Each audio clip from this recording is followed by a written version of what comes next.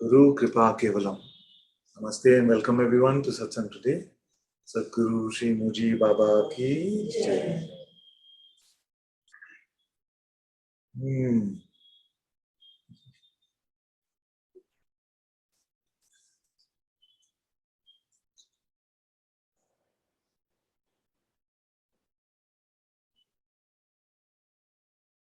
Okay, let's go. Edward Das. Hello, Ananta-ji. Oh, my love. Very happy to see you. Yes.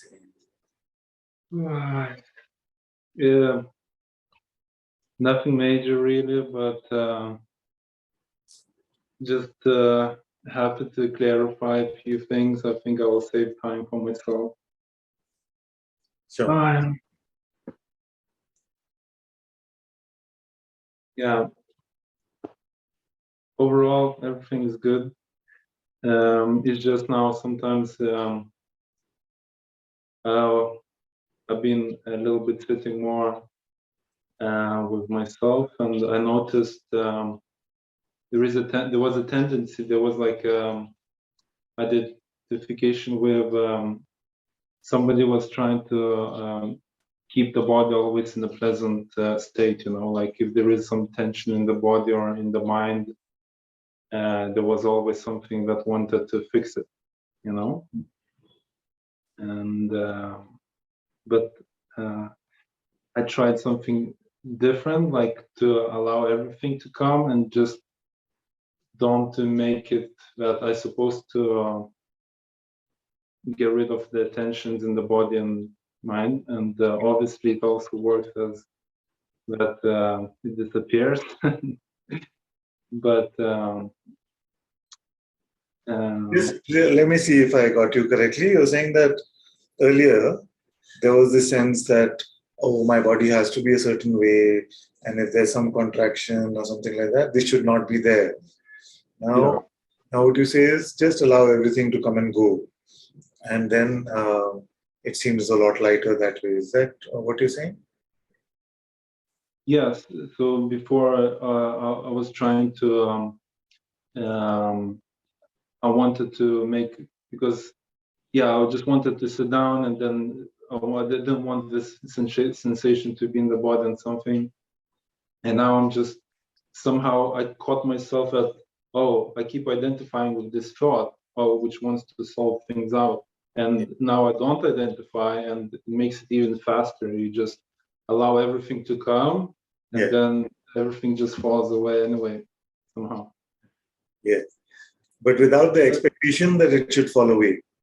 If you do it like a tactic, and you say, okay, now that didn't work, so now I'm going to do this so that this will work, then it becomes another position and a strategy or a tactic. If you do it from true openness, which is independent of any outcome, then of course everything that appears disappears as well. It's true, and this is where I was aware, like, it's just another way.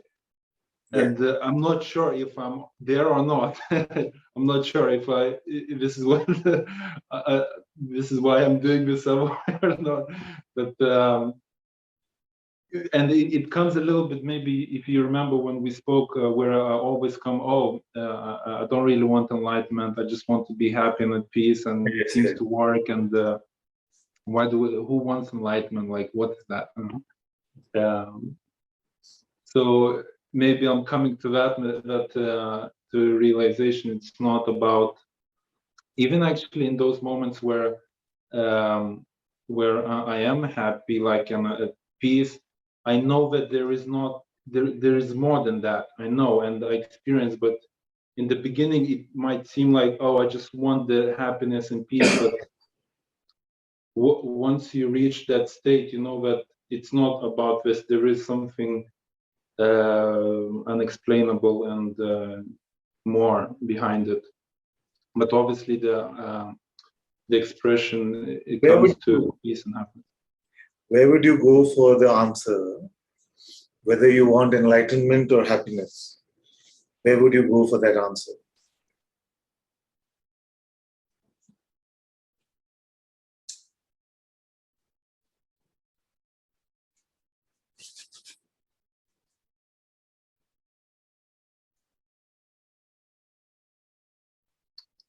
Well, every time when I'm sitting down or just, I know that it's not about peace and happiness. I know it's. Yes, but where do you know? Where do I know? It's when I leave everything, when I don't touch even happiness, sensations, and peace. Yes, but in which aspect of your being do you know this answer? So it might start with in a bodily, but then it always ends up in beyond because it becomes very obvious I feel it's worth when. spending a few minutes on this. No? So the body, whatever sensation may be there, it does not say, "Oh, I want happiness" or "I want enlightenment." It is not speaking those words. It does not convey these signals. You see this? Mhm. This the body is just, you will experience some sensation which you can't even. The body is not saying this is a sensation. It is what we call sensation later. You see? So let's just call it some sort of sensation or movement. Okay, so that is the body. Then, so that is not telling us between happiness or enlightenment. Then what could be telling us?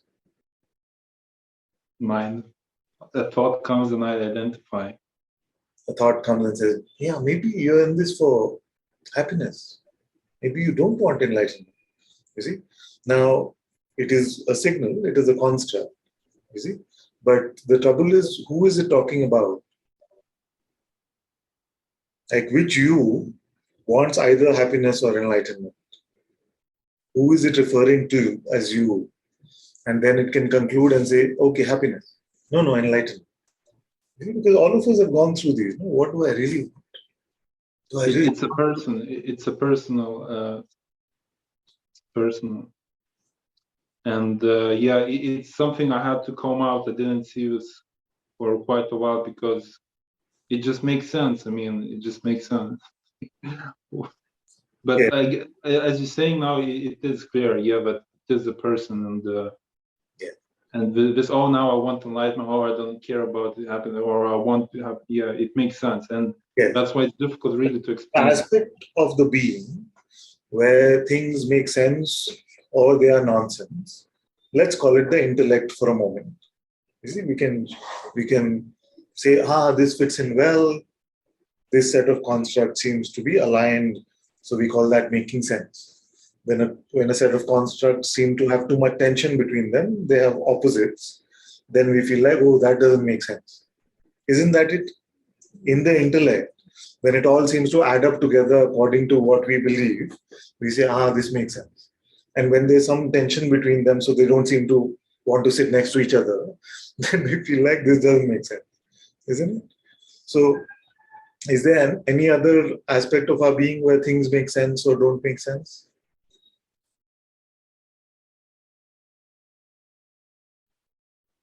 Mm.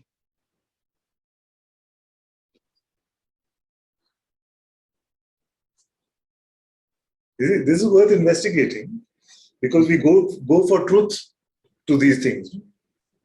We want reality, or we want a version that we can say this is quite truthful.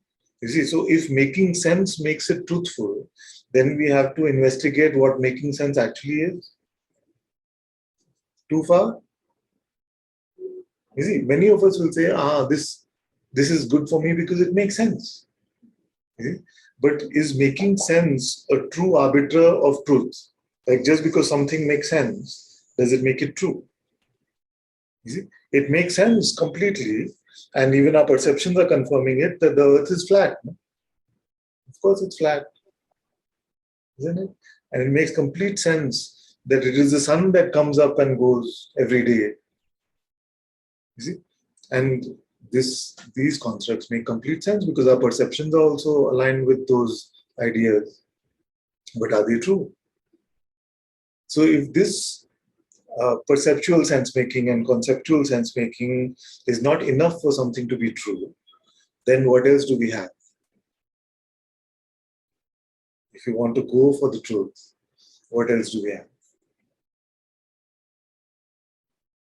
And the biggest mistake we can make by relying on these sense-making tools is the misrepresentation of I, who I am. The mistaken identity, the ego, is a product of sense-making, meaning-making, sense-making.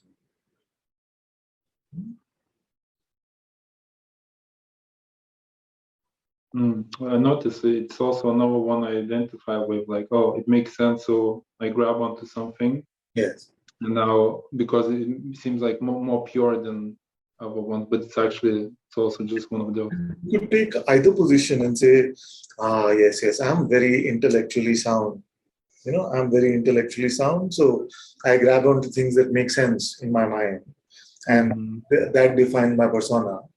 And another may say, no, I'm quite crazy actually. I'm quite crazy. If it doesn't make sense, I do that. You see? So that's one version, I'm quite crazy. Another will say, oh, I'm all heart. But they don't mean intuitive heart, they mean emotional heart. No, I'm all heart. You see, so basically they're saying they don't go with rationality, they go with whatever emotions are coming up. You see? But none of these are really showing you the reality of what you are.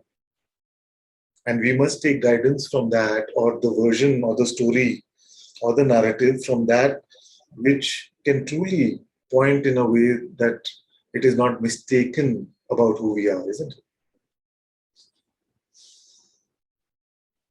So if your mind is mistaken about who you are, suppose it's not a trickster, it's actually mistaken about who you are, then we can't rely on that, isn't it? And this is another point now you just brought up, that to find ego. Are we still making sense of it? No. It's good. You brought it up, and I'm not holding it, but hopefully I'm not holding on the holding. Yeah. At least not holding. Go. Let's see where I am now. Yeah. To find myself also, it's not that it doesn't make sense, but doesn't resonate. It more to let go of things, resonate more, because and I don't know now, I don't know what to say next. It's just, I don't know if it's true what I said even. I don't know. Where can we go for truth is what I'm simply asking. I can see half of you are half asleep anyway because I'm sounding academic. So simply what I'm saying is, where can we go for truth? We're all searching for truth, isn't it? Nobody wakes up in the morning and says, let me feed myself some lies today. He says, okay, now I want to lead a true life. So where can we go for that truth?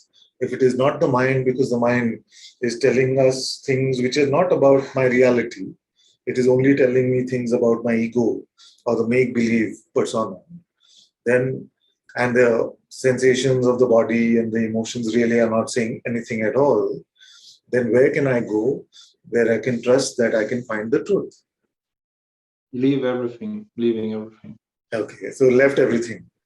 Everything. Now, why aren't you lost?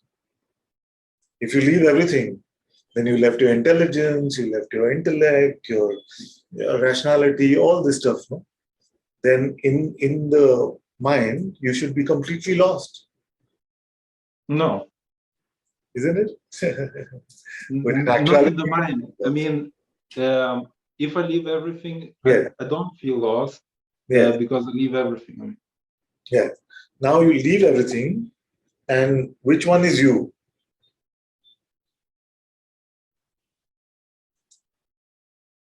Once you left everything, which one is you? This is which is left. That's what it is left. Yeah. What is left? Point to it. Point to it. Which one is left? No, it is not expressible. You cannot say it in words. But that is what you ask me to do every week. So I can also ask you.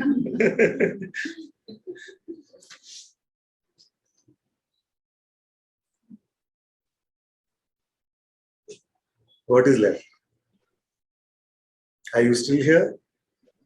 Once you leave everything, have you also gone? You haven't gone. So go. Because you had to leave everything. Why haven't you gone? You can't go. Can you go? No.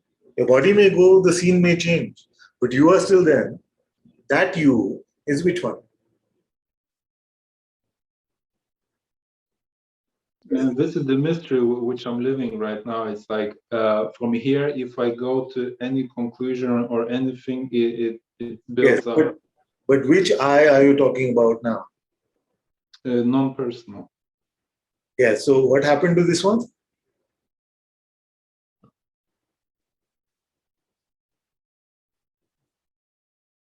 So this one, it can either identify with some conclusion or,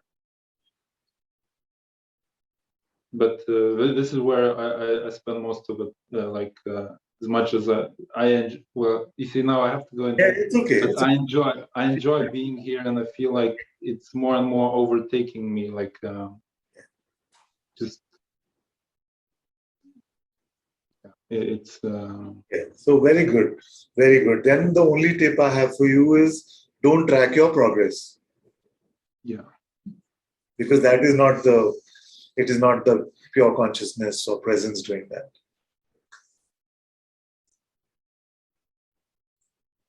Yeah, this is where it's. I was tracking a little bit where with the Don't track, now it's don't supposed to track, be happening.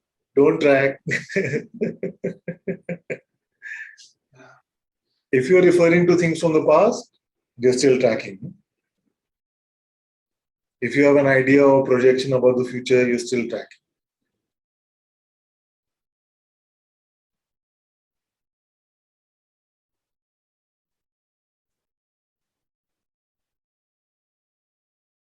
So you're not doing it.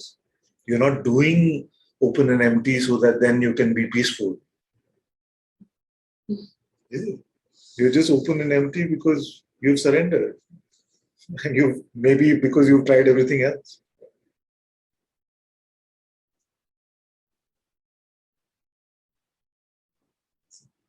It's not a do. Now I feel to say that maybe I'm using this discovery to make body happy also. Sometimes How? Where would you go? it's difficult not to use it. Where would you go for this conclusion? How do you know what you're doing it for?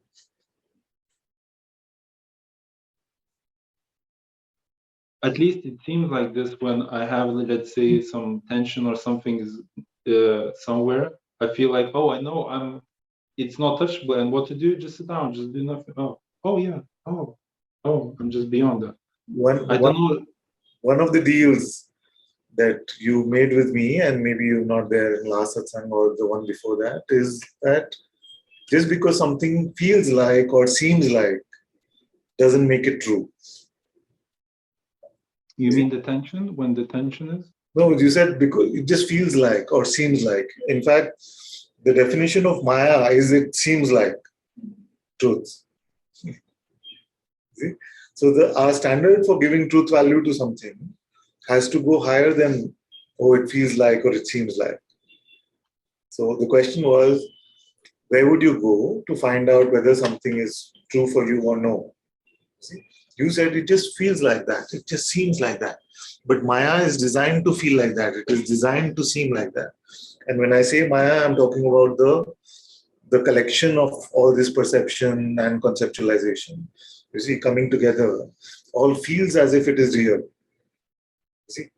No, so yeah, this is where I'm start. Like it feels like the tension is real and there is some certain issue, but then the seeing somehow happens. Somehow the reminding happens, and somehow the seeing happens Yeah. very often. But I'm not that, and there is no tension. Yes. There is no. So, yes. So just don't go to the wrong instruments for any narrative about what's happening to you. You see? Like you said, leave everything. Just leave everything. The truth is not missing in that. We may feel like if I leave everything, then the truth also went. But the truth, capital T, that we are talking about does not come and go. So it must still be here. And you said it's still here. You see? Now the truth is intelligent enough, you see, to know, quote unquote, what is happening to it. The truth is intelligent enough to know, and I'm putting know in quotes because it is not conceptual know. You see what is happening to it. We don't need to add on to its knowledge by adding concepts. And those who learn to live in that without needing to augment with conceptual knowledge, those are free. Those who try to understand conceptually, those seem to take themselves to be that which they are not and believe themselves to be a separate entity, and that is called bondage.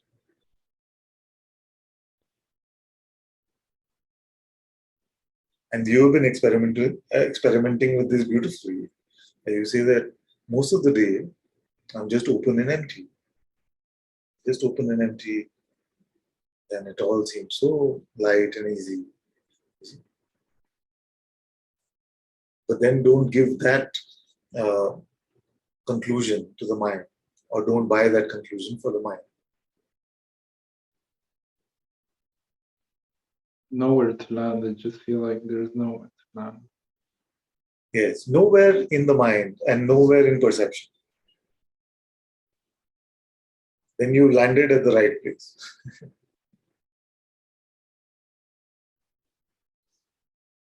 All of this is about not using the wrong instruments. All of this is only about not using the wrong instruments. If we go did I share this in the broadcast?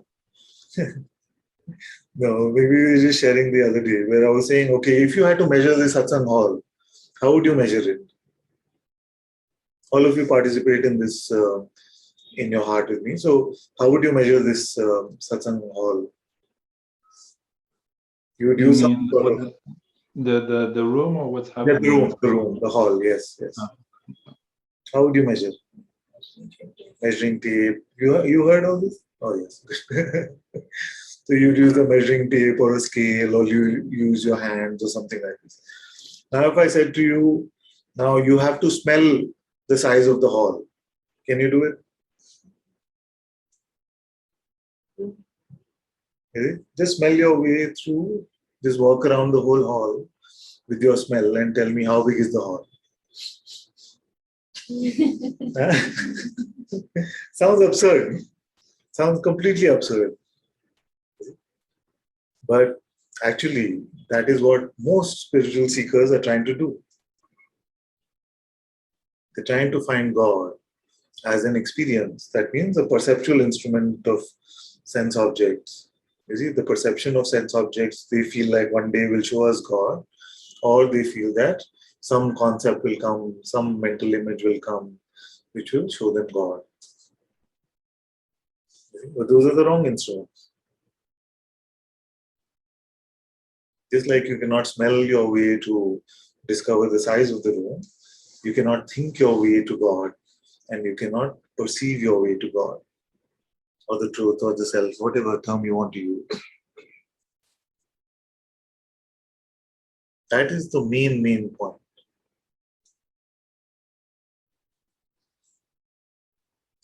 That is the main point.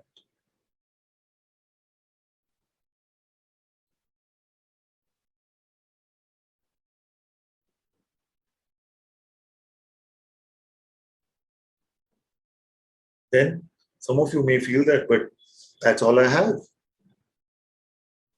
All I have is my perceptions and my thoughts, which are also perceptions, but good to call out separately. But, yeah. Something was question arose and maybe feel is it really bad if I like no, I don't know. Where are good and bad? Where are good and bad? The distinction between good and bad is where?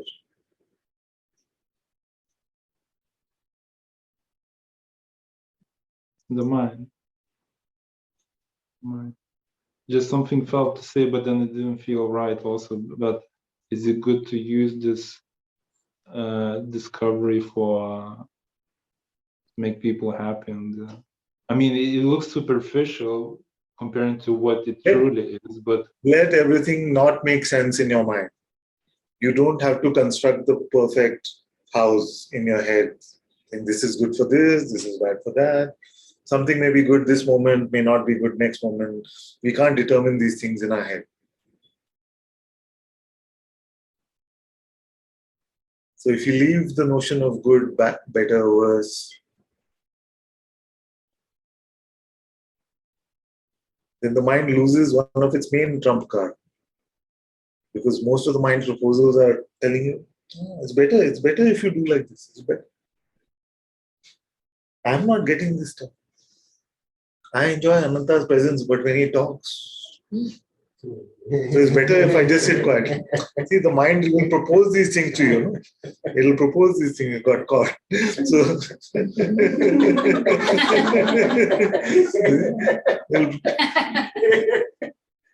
I want to sit with him, but I don't want to hear what he says because actually it just messes up my head. It's meant to. So, and or you may say, but because I don't understand anything. No? How do you know whether that's good or bad? Or it's too abstract or weird or strange? Whatever the construct the mind may build up. You see? So you may then decide, okay, no. Presence, good. Hearing what he says, bad. But where can we make these? Or some may say the other way. What are these people talking about presence and all? I'm just here to hear what he says. It sounds good to me. All this presence and all bakwas, we don't want to. Okay? We don't want to talk about this stuff. It sounds too much. Ooh, type stuff. Yeah. Some may say like that. But both positions come from where? Mind. What is the attempt? You have to clarify that. If the attempt is to create a conceptual framework which is coherent in the head, you see, then satsang is the worst place you can come to. Worst place. Because the master will contradict himself or herself 10 times a minute. So that is not the attempt. You see, what is the attempt?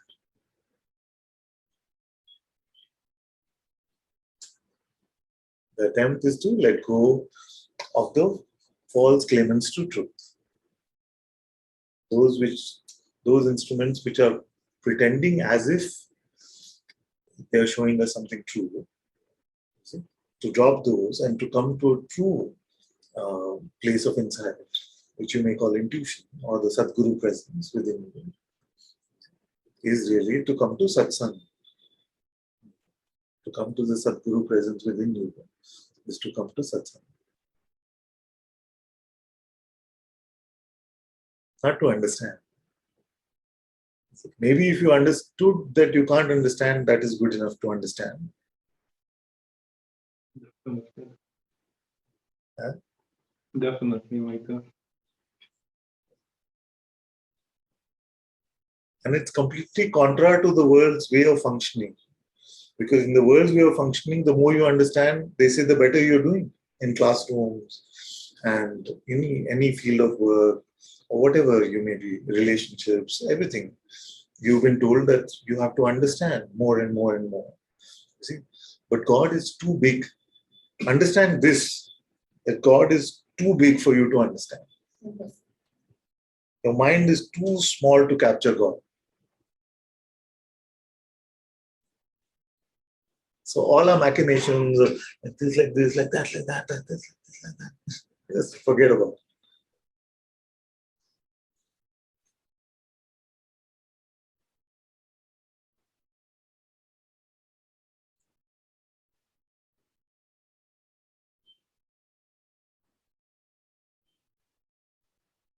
It was really good and auspicious. Yeah. Very Oh.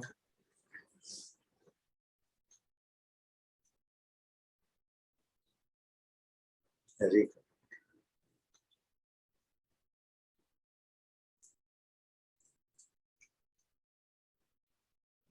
Thank you, my love. So good to see you again. Thank you. Okay, let's go to Kate.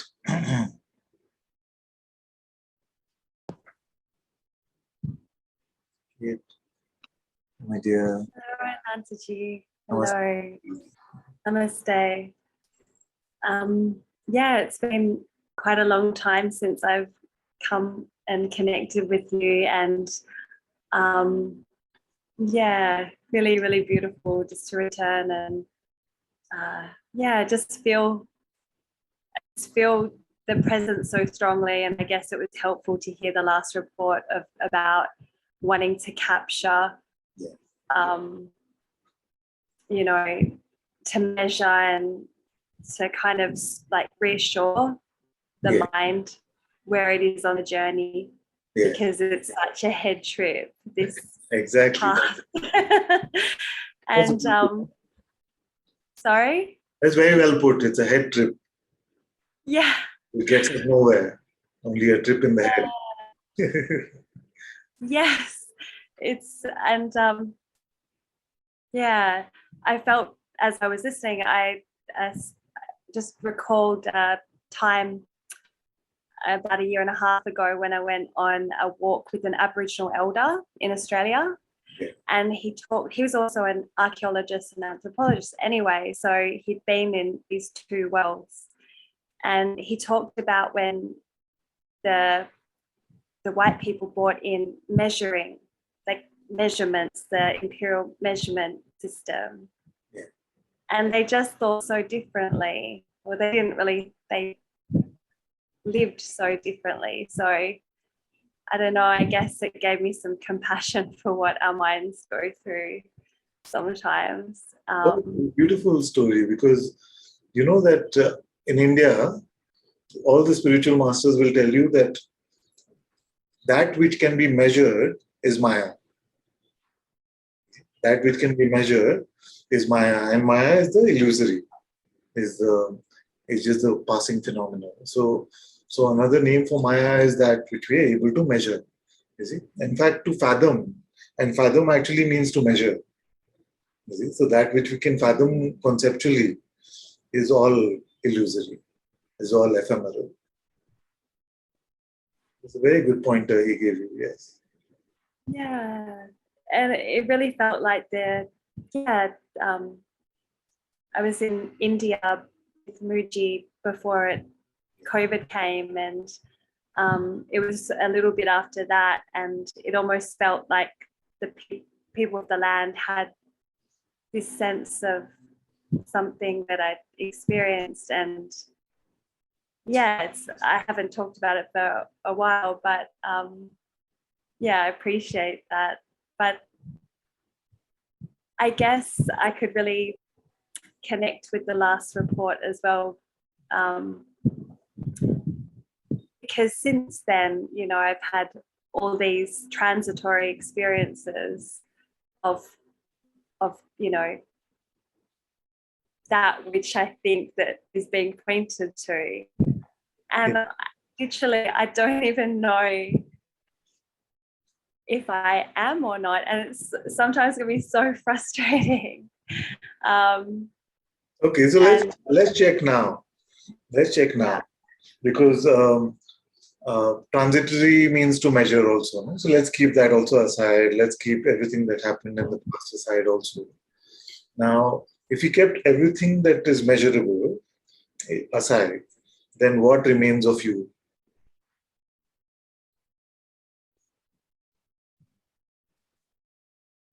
Just this here and this. Yeah. Now, is this transitory? No, it goes with me everywhere. Can't leave it if you tried. But I seem to overlook it sometimes. This is the whole thing, no, with spiritual seeking, unlike material seeking. You see, so if you wanted a car, when you have that car in front of you, you say, okay, I have this car. You don't really have it, but we presume as if we do. With spiritual seeking, that which we're seeking is always here. In fact, we can't escape it. Even if we try, we can't escape it. You see, and yet we seem to be chasing it. You see, so like I often say, the biggest or best way to suffer is to try and solve a non-existent problem. Yes, yes, cause your own problems. Keep yourself busy. I guess though sometimes, you know, it sounds like it goes deeper and there's more to it, and it's like, well, how could that just be it? Deeper, schmeeper, just leave all that.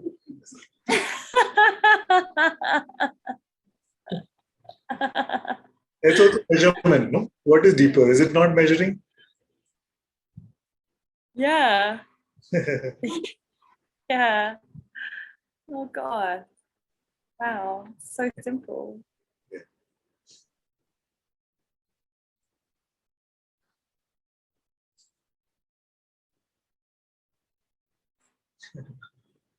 Now the mind will knock saying, but now, and to open the door to the but is to invite the narrative, which is basically false story. So it usually knocks with but, especially after you've had a good insight. But, what about this? And I guess what happened last time as well is that some thoughts came up that the person really was taking personally. It was almost ashamed of, yeah, certain stories and things, and got hooked in. Yes. That's okay. That's okay. Yeah. This is the beauty of truth. It doesn't matter how long we've been conditioned, what our conditions have been, whether this is our first satsang or 1,000 satsang. All of these things actually don't matter.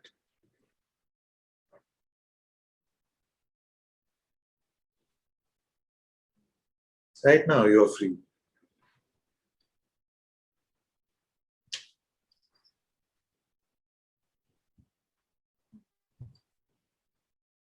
Until you start measuring, you are free.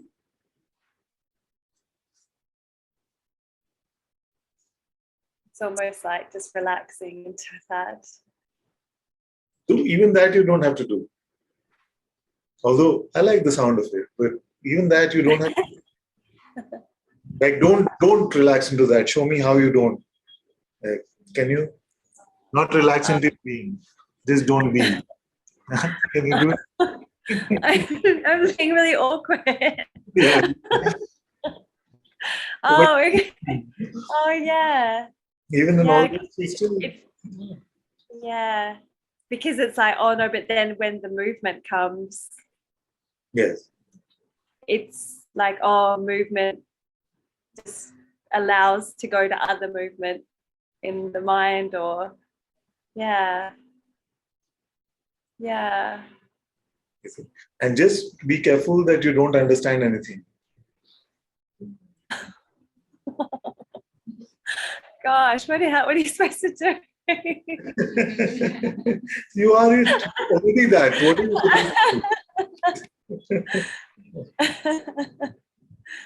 If you start understanding stuff, it's just going to mess up things again.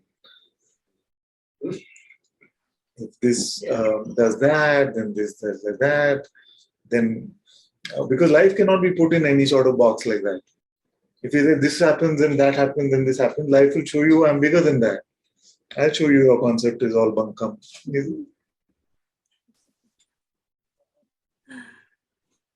So the mind is an attempt to box life into some sort of constructs. Life is too big to do that.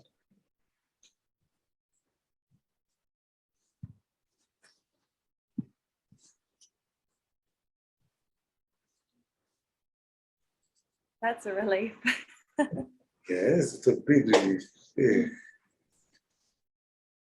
Don't have to hold it together. Huh? What do you have to do? Don't have to hold it together. You don't have to hold it together. Yes, yes. Try to not hold it together. Let your being just disintegrate and fall apart. Let's see. I've never seen that. Who wants to try? Are you saying that that's a concept? The presence is here, and you're holding it up like that. And if you let go, it'll just go. You see? Let me see that happen for anyone.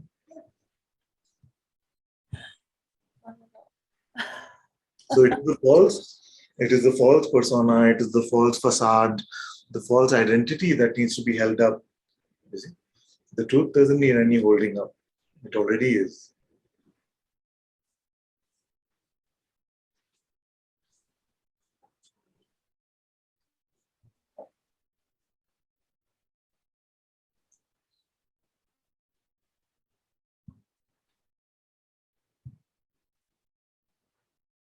What are you holding up? Are you holding up your being? All the effort, all the doing, all the understanding. What is that for? Who are you trying to help? God needs help.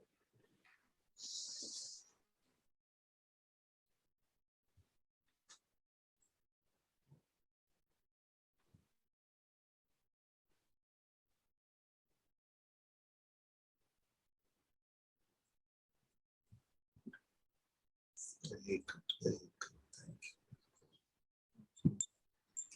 you. You can come back if there's something to say. You can come back. Okay, let's go to Laura.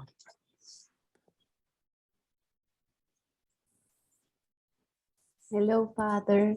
No, my dear. You all right? All is good?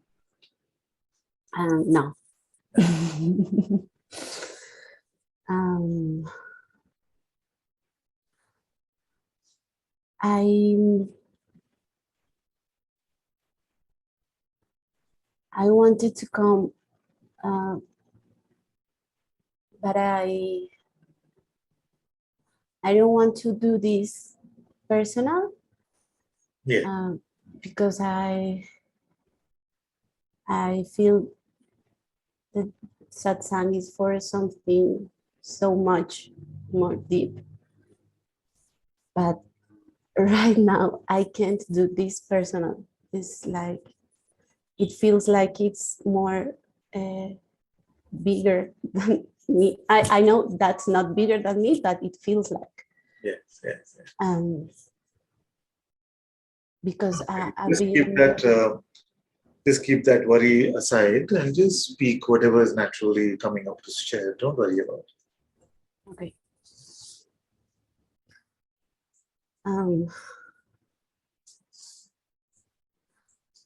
I've been going through a divorce, and I've been living like these moments in life that everything is bad. Somehow it's bad, but somehow it's also good, because there are happening a lot of tough things, but at the same time, I'm feeling like God is with me, and I feel support, and also good things are happening.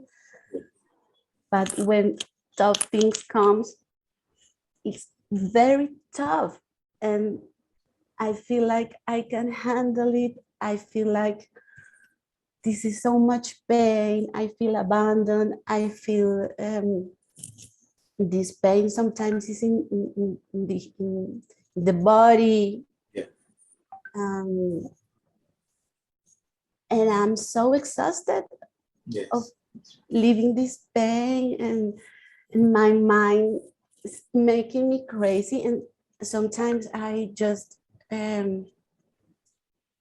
try to see who is this one who is feeling this pain, who feels alone, or who feels abandoned, and who feels tired, sick, blah, blah, blah. Yes. And sometimes I can recognize that this is not my true nature, but then it comes again with so much rage, like, yeah, you know this, you are not this. Yes, you are this. and I feel I'm so identified with this Laura and this situation, and I'm so identified with, I want my husband back and I want all the past back again, but it is impossible. And I just want to learn how to surrender, because I'm exhausted and I feel like I'm in a state of emergency. I want to leave this, everything. I want to leave. I don't want to know anymore else. And I want to put this at your feet, because I remember the first time when I talked to you, that I told you that I had all these things with bad habits and vices, and I know it's not the specific thing, because yesterday was the vices, now is my husband, and tomorrow will be another thing. Good. And I'm exhausted. Yes. Good. I don't know how to surrender. I'll tell you how. I'll tell you. Very, thank you. Thank you for that report. I have some very good news. So, simple metaphor is that if you are on a diet, then don't go inside the donut shop. You know donut shop? You know these donuts, cakes, which are... If you're on a diet, then don't go inside the donut shop. No, that's simple, isn't it? Yeah. Yeah.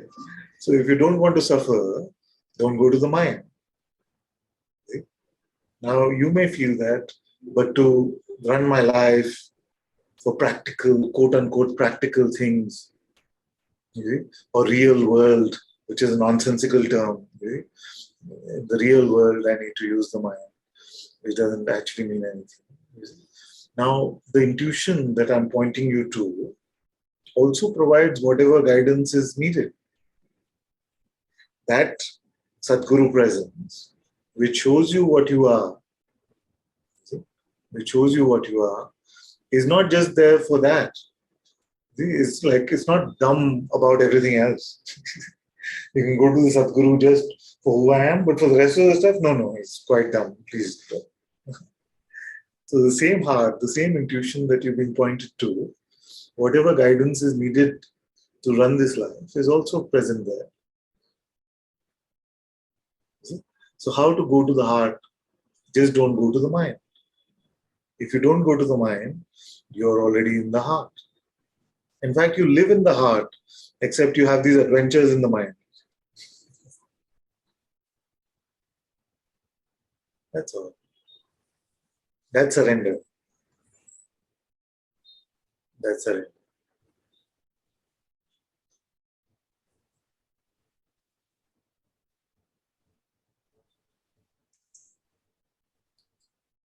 Yes, I. Now where will you go for your current reality? See? For your current version of reality, where will you go? Even to make your report, where will you go? The issue of your feeling.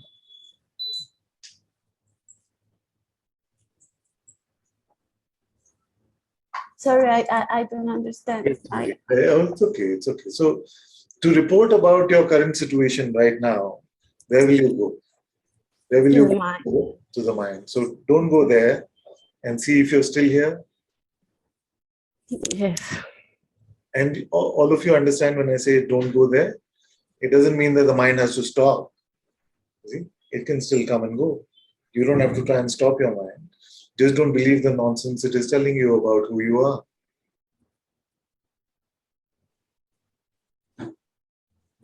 And you don't have to become antagonistic. You don't have to say, you are my enemy. You just treat it like a child who's telling these stories.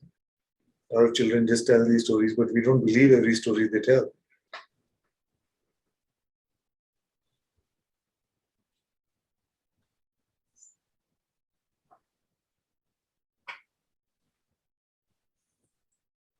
So without the mental narrative about what's happening to you or who you are, tell me something different.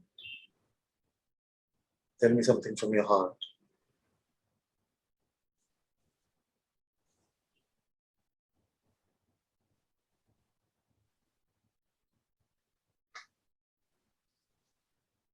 This is an important tip for all of you, because you may constantly be auditing yourself in the mind saying, this is my situation right now. This is what is happening to me right now.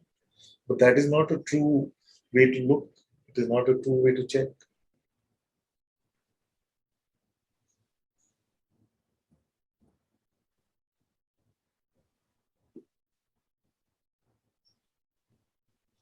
And if your mind is saying, but this is denying your reality or some garbage like that, you see, give the mind a task. Say, can you tell me what is right now? You're telling me so much about all my past and what is happening to me. Can you just tell me what is right now? What is the mind's report about what is right now? Capture what is, even what is manifesting, what is appearing. Try to capture it in your mind. Capture it. What is happening right now? The mind will give you some comic book version of this, isn't it? It will say, oh, Satsang is happening. Ananta is the master. He's sitting on a couch. Then there are some disciples sitting in front of him and in Zoom. Is that what this is? Is that what this is? It's a nursery rhyme, no, compared to what this is. The beauty of the light which is present here, the beautiful sounds, the expressions, the shining eyes. You see, where is all of that? And most importantly, where is that one who's witnessing all of this? Never present in the narrative. Like Guruji says, the third bird, which witnesses all the story, you see, which is aware of even perception, but never included in any story. You see? So neither what is appearing is well translated, nor is it complete because it misses out on the main thing, which is who is aware of all of this. You see? So why rely so much on the mind? Tell me what this is right now. You have 10,000 words. You still could not do it. One moment your mind cannot define. One moment. But it builds a story about your whole life. All nonsense. All nonsense. And we buy into those ideas. You see, and we talk to our siblings or our parents and we say, this is what my life was. And what are you talking about?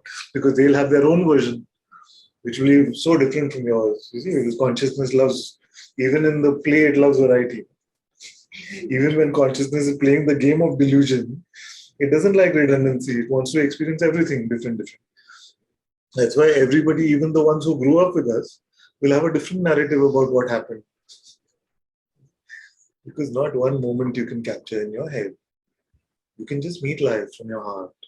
It's empty of this grasping. You can meet life in this way, but you cannot convert it into a story. It's too big, like God. I was talking about God. God's manifest creation also too big for your head to handle. And that's why you're struggling. No? All of you are tired because of what? Try to make sense of life. It is too big. Just can't do it. And it's human arrogance.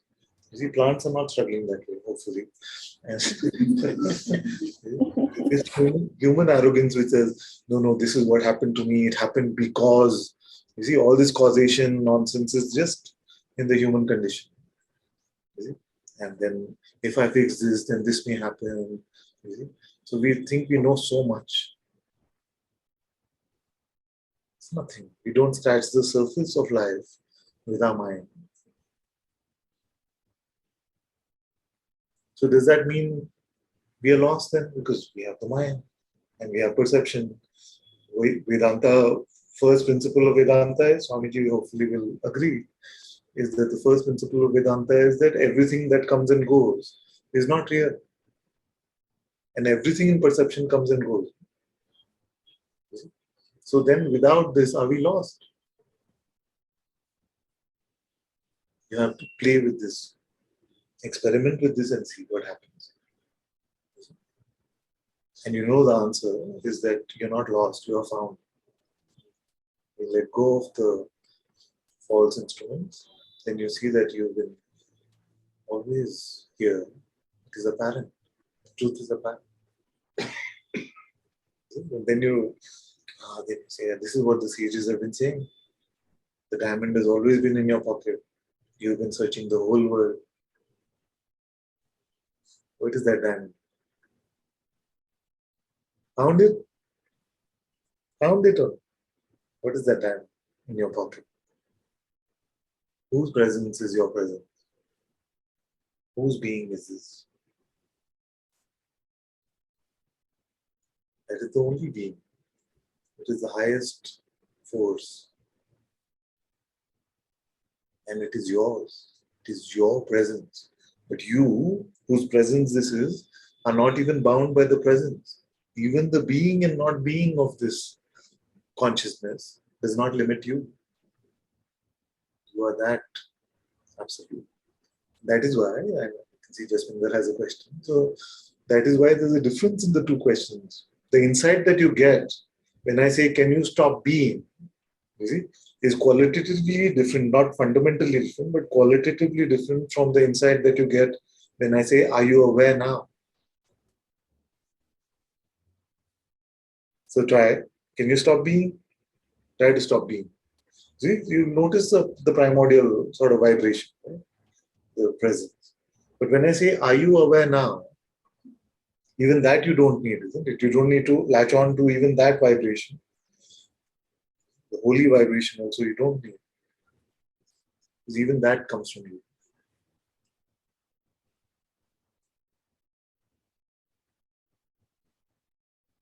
This is your magnificence. This is your reality. And in your story, what is your reality?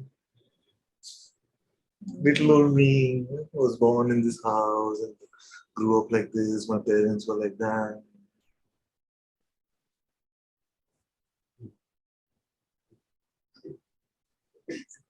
Then in the four variables of relationship and money and health of the body and the search for meaning of freedom. You see, these four variables are all that we have in our life. You see, then we play this little game of little old me, trying to get more relationship, more money, better health, more meaning, more freedom. You see, best master, all this. All about these four things. If you drop the false notion about who you are, what is that? What do you have to solve? What do you have to find?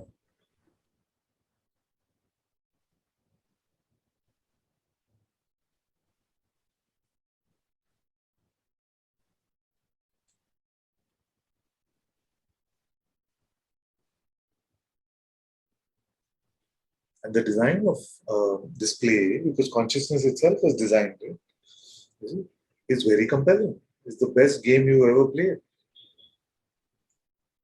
In terms of its intricacy and its tentacles, the ability to pull you in to make it so-called relatable, it's the best game you've played.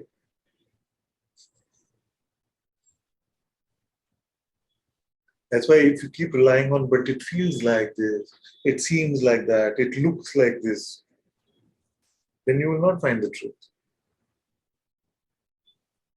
Why are you taking something to be true? Oh, because it feels like that. That's not good enough for you now. It's not good enough for you now. Why are you troubling yourself? Father, because it feels like, oh, but leave the feels. Who's behind that? What's the substratum? You see? Is that touched? Is that attacked or hurt by any feeling? What's at the substratum? What's your reality?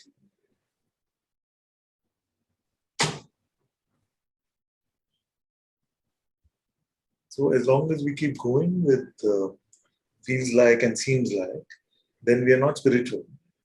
That is to be materialistic. The whole world of so-called materialistic people, which so-called spiritual people look down so much upon. Oh, just chasing money and cars and relationships. You think we look down upon those people. What are they doing? They're also believing what seems like and feels like. Isn't it the same? Yes. We just have a better garb to hide in. Oh, we are spiritual. True spirituality is to go beyond what seems like.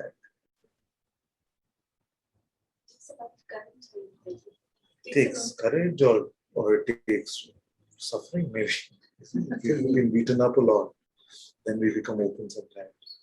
Like Guruji says, when you run out of moves, then you have no option but to look beyond.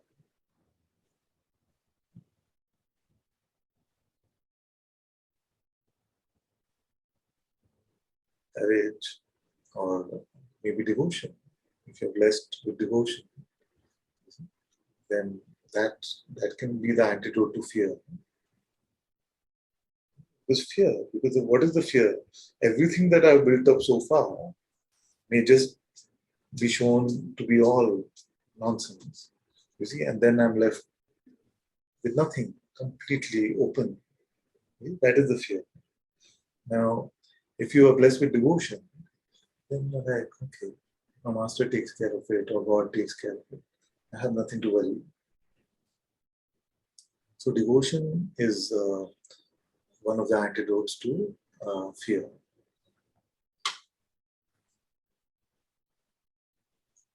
You can't create it, so I don't want to create like a sense of guilt, like maybe I'm not devoted enough. That's not the idea of me saying this. But I'm just saying, if you're here, then trust. And then that trust naturally can develop into devotion. Apart from devotion, you also have to have an action. Huh? Devotion alone. Yes. No, Yeah. I don't know all this, but I don't go back to my talk. When I go back to my life, I have to act on it, right? Whatever you're telling me. No, I have to act on it. Devotion means I have to act on it. Devotion means who's the actor? There is devotion coming from me towards you. And that is the devotion. No. Devotion means Tvam Karta, Tvam Bhokta. You are the doer and you are the experiencer. If you feel like, oh, I am devoted towards you, then that is like a half surrender. Because you have not given up on the experience. Or in this case, maybe you haven't given up on the doer. Is it? I don't know what you've given up on then. Just blessing. So, devotion could be the sense that, oh, you are the doer, do with me as you please. You see, in that statement of devotion, we let go of doership, but we still hold on to the experiencership. We can put this. So you are the doer and do with me as you please. So that we're still holding on to the experiencership. You see? Then you come to a point saying, you are the only one. You are doing, you are experiencing. What is my business in any of this? None of my business. You see? Then in none of my business, if the ego doesn't have business left, then it doesn't last long. If it still has business left for doing or experiencing, then it can find a way to survive. But when you take out the legs of doing and experiencing, then that is surrender, that is devotion.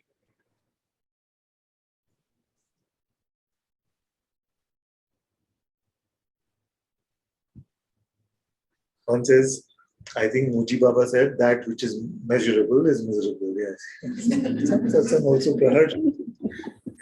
Aditya also said. So now, what is Laura saying? Nothing.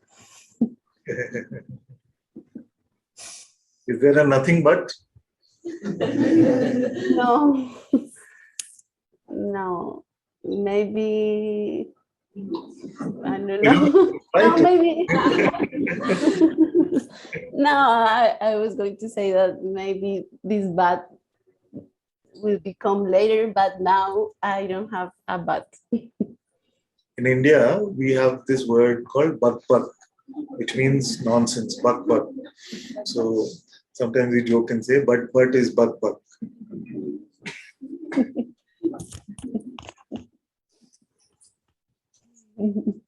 It can come like a friend. It can come like a friend. You may have the deepest insight of God's presence, which is in your heart. You may see that right now. But the mind can still come say, but, what about your something? You know? So it comes posing as if it is a friend. See, and soon it wants to be the king.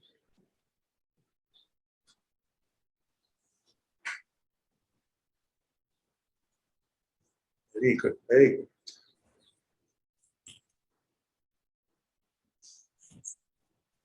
Thank you, Father. I love you so much. Love Thank you.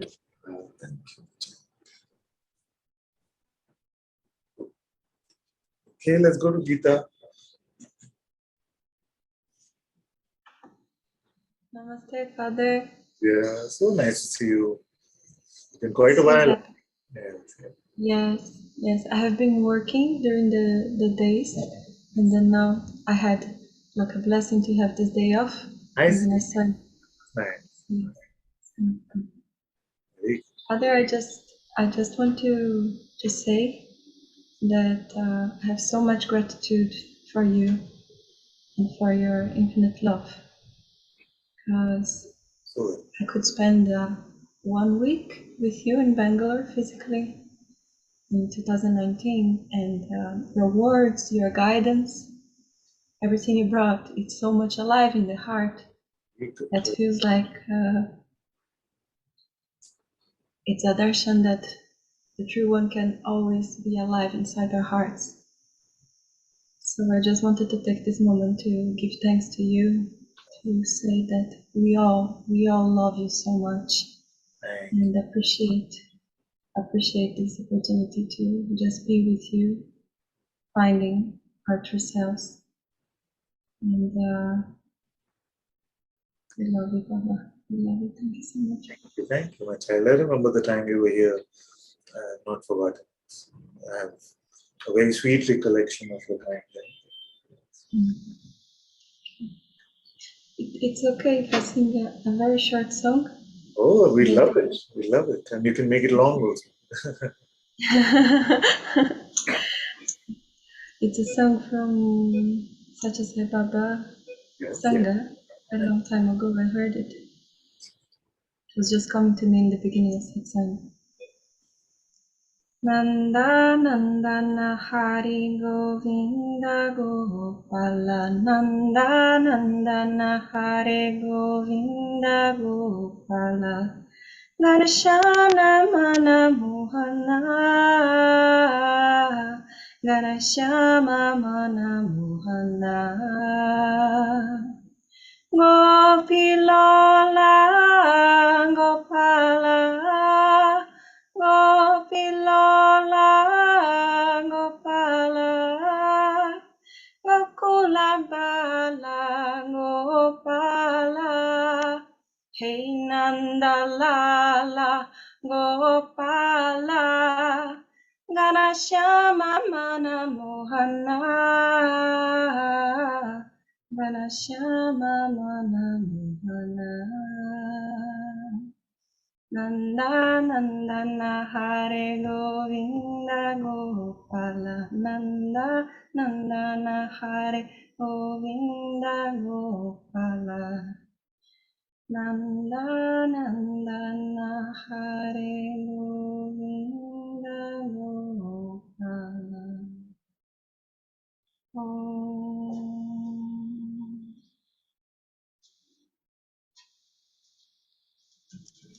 Hey, nice.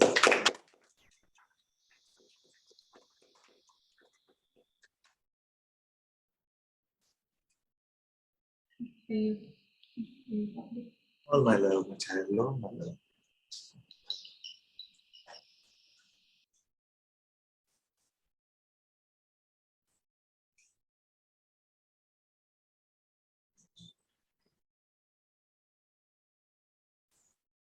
Okay. Who haven't I heard from in a bit? Let's go to Azima. She's raising her biological hands. Pranam. Namaste, my dear. Namaste ji. Yes. I am from, I was supposed to be in Bangalore Acha. because with Mira's group, Yes. and I am really sad that I couldn't make it. I just wanted to sit in your grace and ask you to help me. I watch the mind, and whatever I am doing, the observation is also there, the awareness is also there, but still so many times the arrogance comes, which I am observing, but it is difficult to leave. Okay. So I want to surrender my arrogance and actually surrender myself. If you can help me to do that. Thank you for sharing that, and I'm very happy to look at this with you. Share a little more about what you imply by arrogance. What comes? What actually happens? No patience sometimes, and because if I can see something, and it comes like that, this is bullshit. Sometimes it comes like that, and most of the time, no patience. And I know I am nothing. And still, the mind keeps coming in. I have experienced it, I am nothing. But still it comes and says that this is a trick. You don't, you haven't got it. So you need to. So normally I don't talk much because I know that to talk, I need the mind to use the mind to say. And but yeah, though I am observing, still it bothers. I really need your help. I need your drishti. I need your grace. Thank you for openly exposing firstly, because some of these things, if there was like a lot of arrogance, firstly, you would not be able to come to an open forum like this and to share this so openly. Mostly what would then happen is you would say, oh, can I get a one-on-one with you? Or can I get some time with you because I'm a bit shy? But that can also be arrogant sometimes. You can just feel like, no, I don't want to tell everyone that I'm like this, I just want to bring it to you because they'll think badly of me or something. So first, already very good step that you're sharing openly like this. So what happens when something shows up? You feel like a lot of like what we would call anger just comes? Is that what happens? Yeah. And the best part is I am observing it and still it just goes out, Now what happens once the anger comes? Yeah. What do you do with it? Do you justify it? Do you say this is rational because I am the victim, or this is not right, or this is wrong? Do you do that process, or you just like it's a short-lived anger, it comes and goes? It is a short-lived, but at that time, it is something very strong. I mean, I can lash it out, and within 2 minutes, I'm okay. And while lashing, I have observed it. Yeah. And what is happening. Yeah. But still, there is no stoppage at that time. Though I'm observing कि ये क्या कर रही हूँ मैं, and in few minutes, I am okay. And does this happen only in certain situations like relationships and things, or is it everywhere?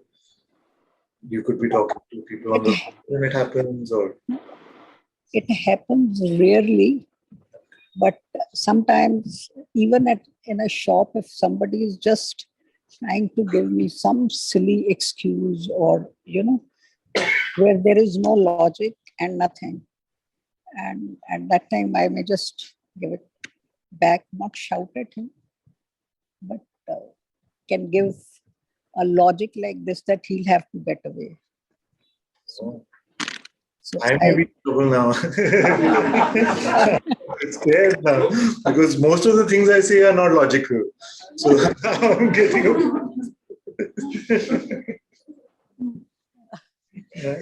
in the worldly way, there are certain people who talk of logic. Like in some shop, they just gave me, they put up something for sale.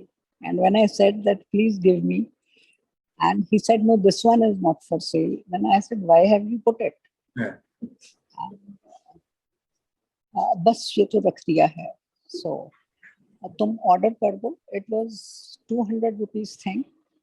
And he says, आप order कर दो तो हम आपके घर तक पहुंचा देंगे, 500 रुपया लगेगा उसका. I said, what are you doing? लूट मचा रहे हो तुम. So, that kind of situation. I said, क्या लूट रहे हो, क्या कर रहे हो? So it was very silly. I could have quietly just washed and kept quiet. But उस वक्त that arrogance छुटती नहीं है.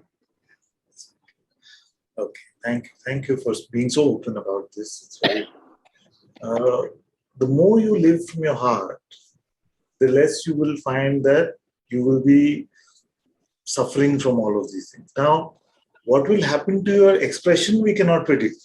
Because even in the expressions of sages, some seem very like temperamental and some seem just shanti, whatever. So that we can't predict. Even in the sages we have on the walls of the Sangha Kendra here, like everybody had a different expression. So those things we cannot predict. But anger by itself, when it arises, is not the trouble.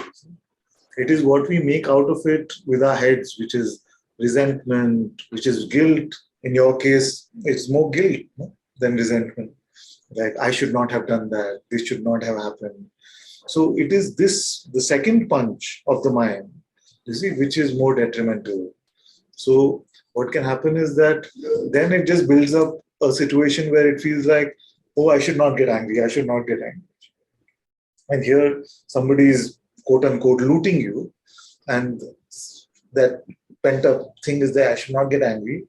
So when it comes out, it's bound to sound like an explosion because you already have conditions around how you should be and how you should not be. You see? So my suggestion for you is, don't worry about this topic. Don't worry about, if this is what you call arrogance, then don't worry about this. Arrogance actually in satsang is to take yourself to be something that you're not. You see? Now you already said, I see that I am nothing. You see? But even behind that subtly, you see, the one that is seen that is nothing is still building up something there.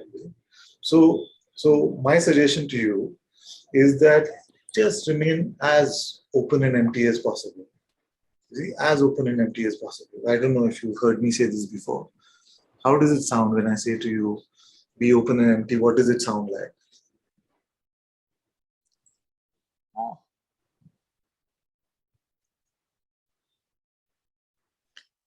It's at times it is difficult to be. Yes, everyone feels it is difficult to be at times. All of everyone here. But that should be the intention. If you're going to carry an intention, let this be the final intention. Let this be the final intention, not to get rid of anger or not to get rid of lust or greed or any of those things. Those are just byproducts.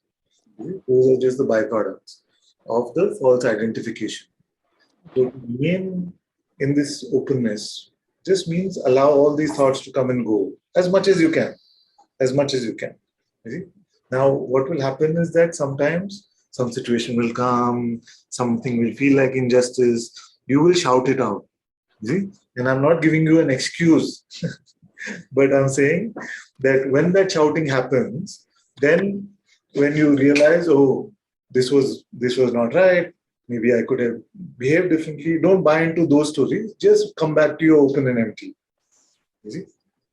Because it is the guilt and the resentment which is more potent than the momentary expression of anger.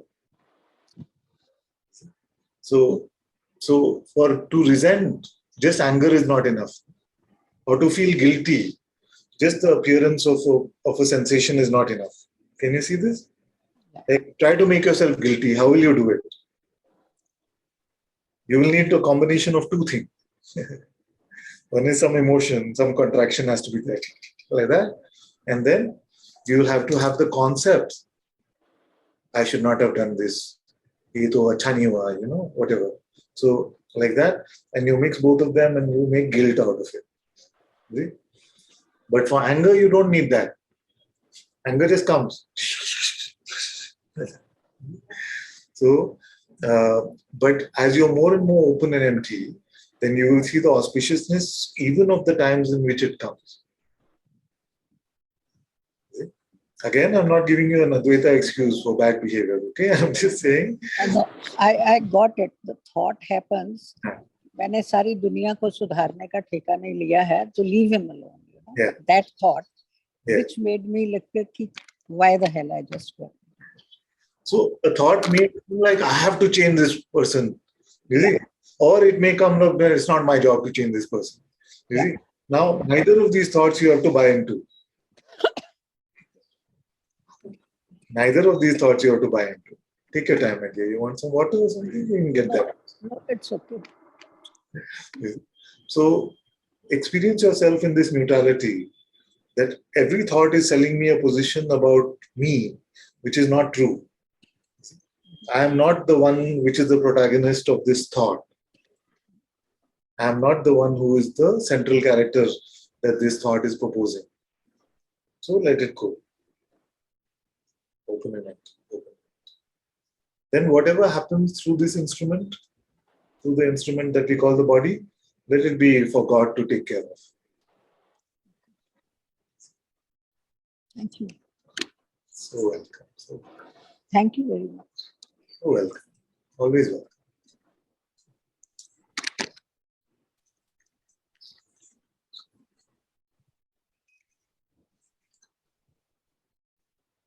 Okay.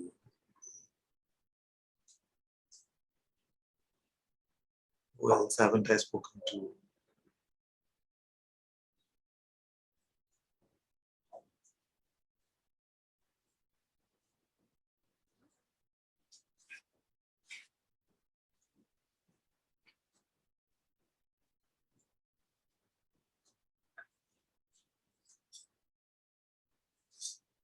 Let me see what Zoki wants to say for a moment. Oh, no. Hello. Hello, my dear. My love. Hello. No, is it like that? What we have? You hear me? Yes, yes, my dear. Can Yes. you hear me? I'm not at home right now. I'm just joining from actually not somewhere else, and just don't have a. I'm in a break now, so just having a break and just joining now for the and so happy and so grateful always to see you, my love. Yeah, thank you so much. Yeah. It's fun to put some of you on the spot like this, no? At times. Yeah, so How does it work? The boss is listening, and yeah, I'm writing my forward or something, listening to Satsang. Yeah. but it's not difference actually. It's if I'm home or here, it's no difference. Always with you, my love. Thank you. Yeah. So good. Thank you so much. Thank you. I'm just so grateful. I can only say just all my love. Thank you. Thank you. Thank you.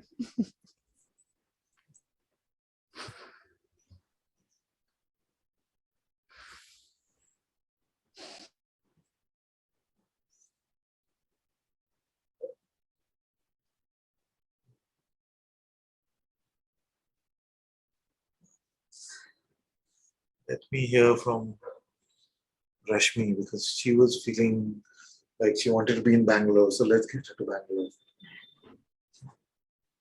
Namaste, Guruji. Hey, my dear. It has been such a long time, but I haven't been able to speak with you. Yes, yes. And Guruji, very happy birthday. Oh, thank you. It's my son's birthday today, and he's exactly your age. So Oh, please give him all your blessings. all my blessings.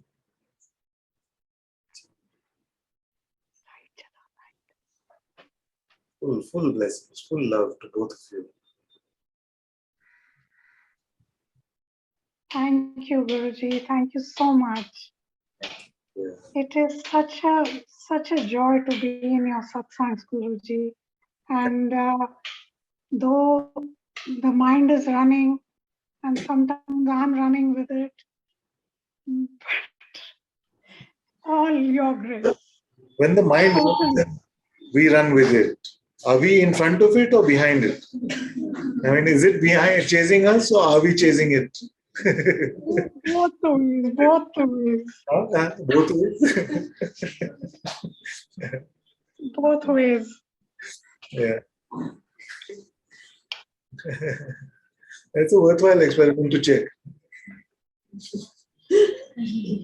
I really need your help on that. Let's try doing it right now. Let the mind run and see if you're running behind it or running away from it.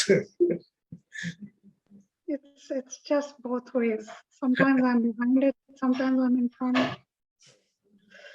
Okay, so you start running fast. See if the mind can catch up. You did this exercise once. This is exercise. I don't know if you were here or you remember. Actually, your being is so fresh. It's just so fresh every moment that the mind, you need to turn behind to meet the mind. You see? So you're just like right here, right now. Don't look back. Don't look back and see if the mind can catch up with you. You're here. You're here now. Don't go to the mind. Just here. Just here. You can see this? Like that. So keep one step ahead of the mind. Be fresh. Fully fresh. I don't want anyone becoming meditative or anyone becoming still, all stillness and all. Leave it. There's a different type of satsang. No stillness needed.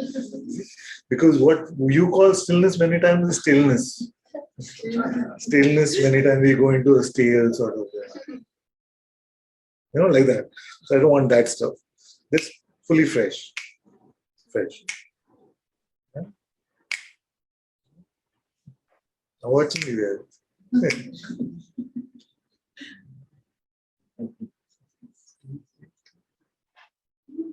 Huh? Fresh.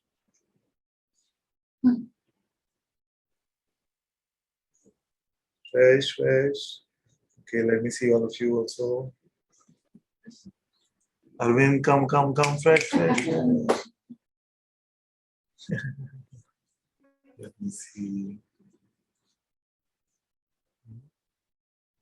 Don't look back at the mind and see what it is offering. Just stay with me. Fresh. Yes? Vasu also. Fresh.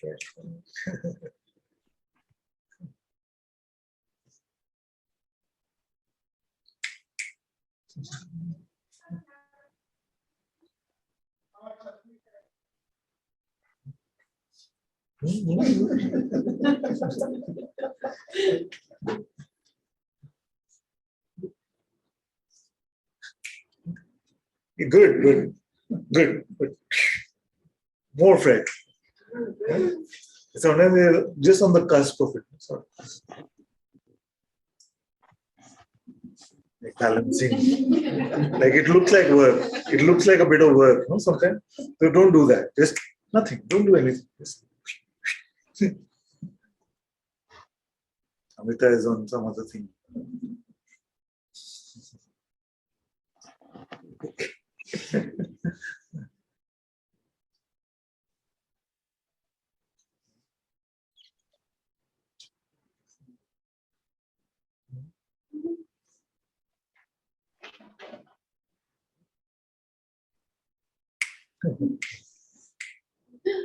No stillness. Anti-meditation. One time Jaswinder also asked me, why did you, if you were meditating, why did you say open your eyes? You know?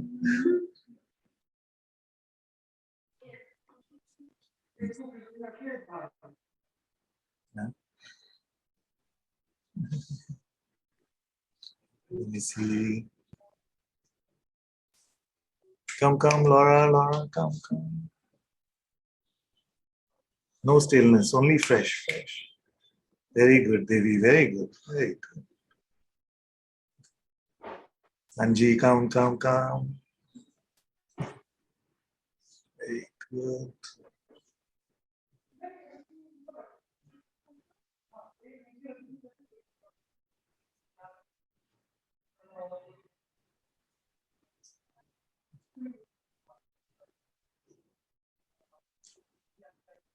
See?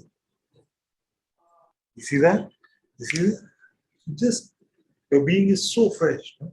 So fresh, so full. You don't need anything from the mind. See? But what you have to do to pick up from the mind, you'll notice it's like looking back and saying, what? Isn't it? Okay, what? You become like that. And then you become fresh. You don't have to do anything. But if you go to that, stay with me. Yeah.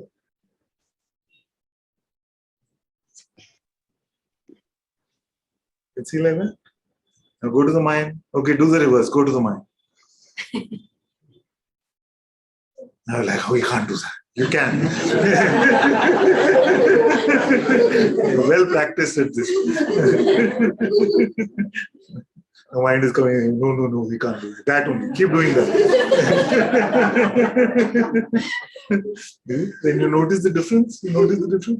Just like. And soon you are just like this. And do you have to add anything to the moment to become fresh like that?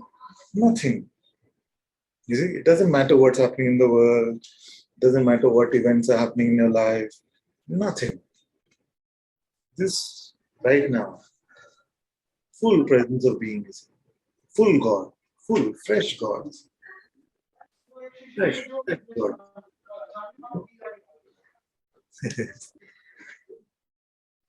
He's also saying something. Okay. So this fresh God, don't exchange it for anything. Especially don't exchange it for your spiritual experiences of the past. Okay? Your mind will give you some experience of some dark, empty space or some nonsensical thing. Leave that. Fresh God is highest. Why you want to meet stale God? Fresh is best. Yeah, exactly.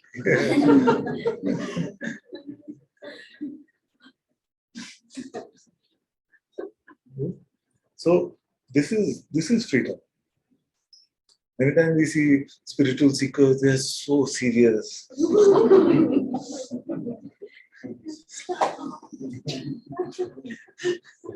They talk about God and it doesn't smell of God at all. It smells of concepts. Leave all that. Don't become like that. Just fool. I'm not saying to rush me that you're I'm just generally speaking. So many times I say like that, and if somebody was on the hot seat during that time, they feel, oh, Father told me. Just the clicker. This moment, before the click, you don't need anything. Nothing is missing. The mind is chasing you, trying to get your attention. Saying, please, please, please, please. It's like the salesman, no? You are walking on the road. Like, please, please, please buy mine. So you turn around with your attention. You can turn around with your attention. And that itself is like half invitation. But don't worry about that too much. But even if you turn around with your attention, you don't have to buy it. The seller cannot reach into your pocket and give it belief. So don't worry about stopping the mind. So attention may go to it sometimes. But buying or not buying is completely easy for you as consciousness. Which is impossible for any person to do because the non-existent can never do anything.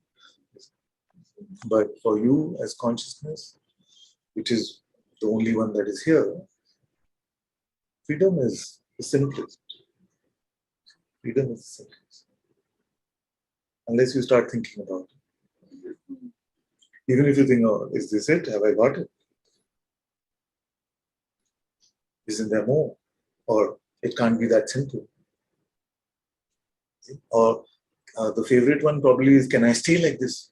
No? Forget about it. Madalena reminded me, I told her one time, don't spoil your breakfast thinking about whether you're going to have a bad lunch. Eat God now. No?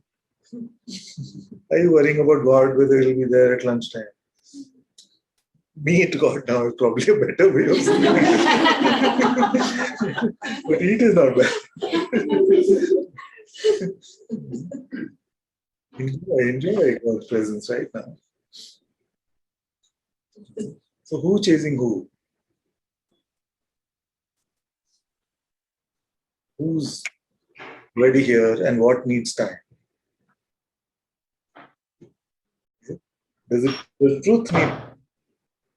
Does truth need time?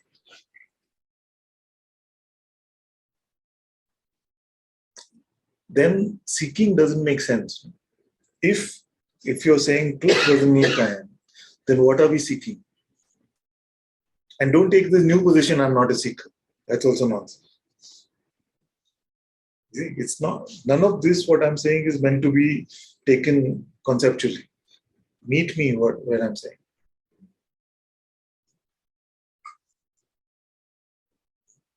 If truth doesn't need time, then how to seek? How would you seek? Seeking would be in time. Anybody is organically a seeker in this moment? At this moment you're born seeking, just like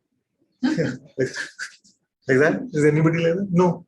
You see, you have to work at it. You have to work at it. You have to go to the mind and say, oh,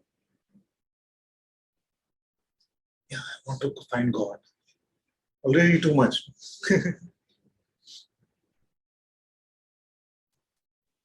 That's all the mechanics to this. That's all. Okay? Mind is a bird. It's not. It's easier when you hear. Still doing that. Still doing it.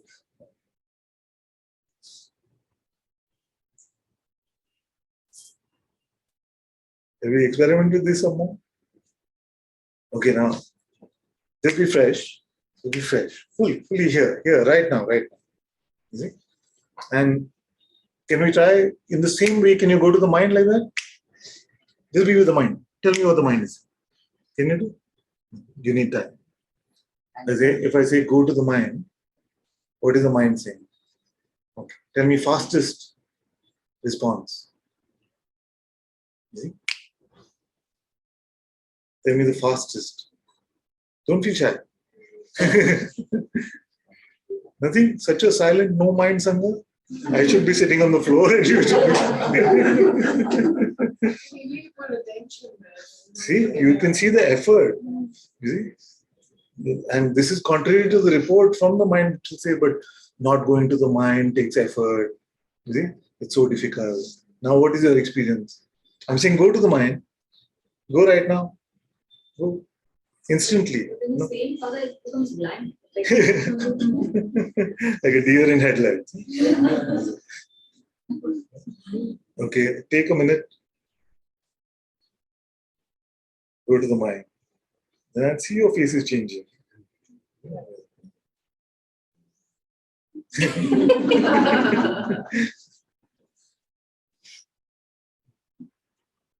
Go to the mind. Don't worry, I'll pull you back.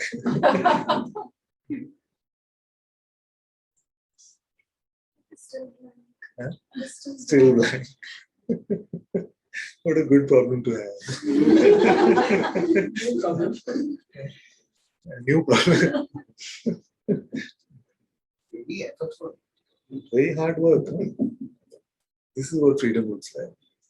This is what freedom looks like. Just fresh.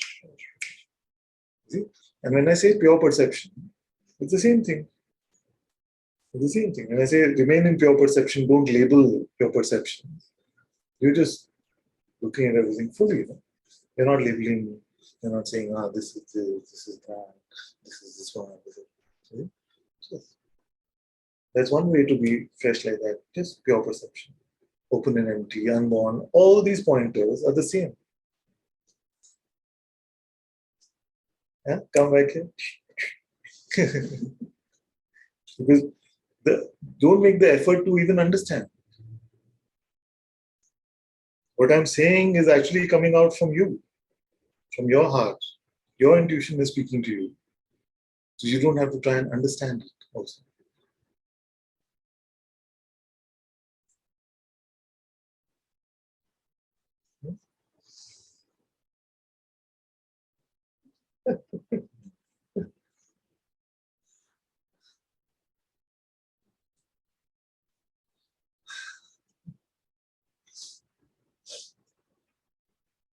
Easy peasy? Huh? How? Don't go to how, why, when. If you want to go to a question, go to who. How is it so easy? It's the easiest. God is simplest.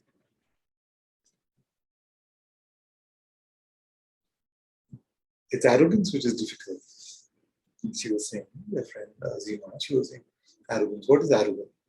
Now, to try and build something on top of this is the mind construct.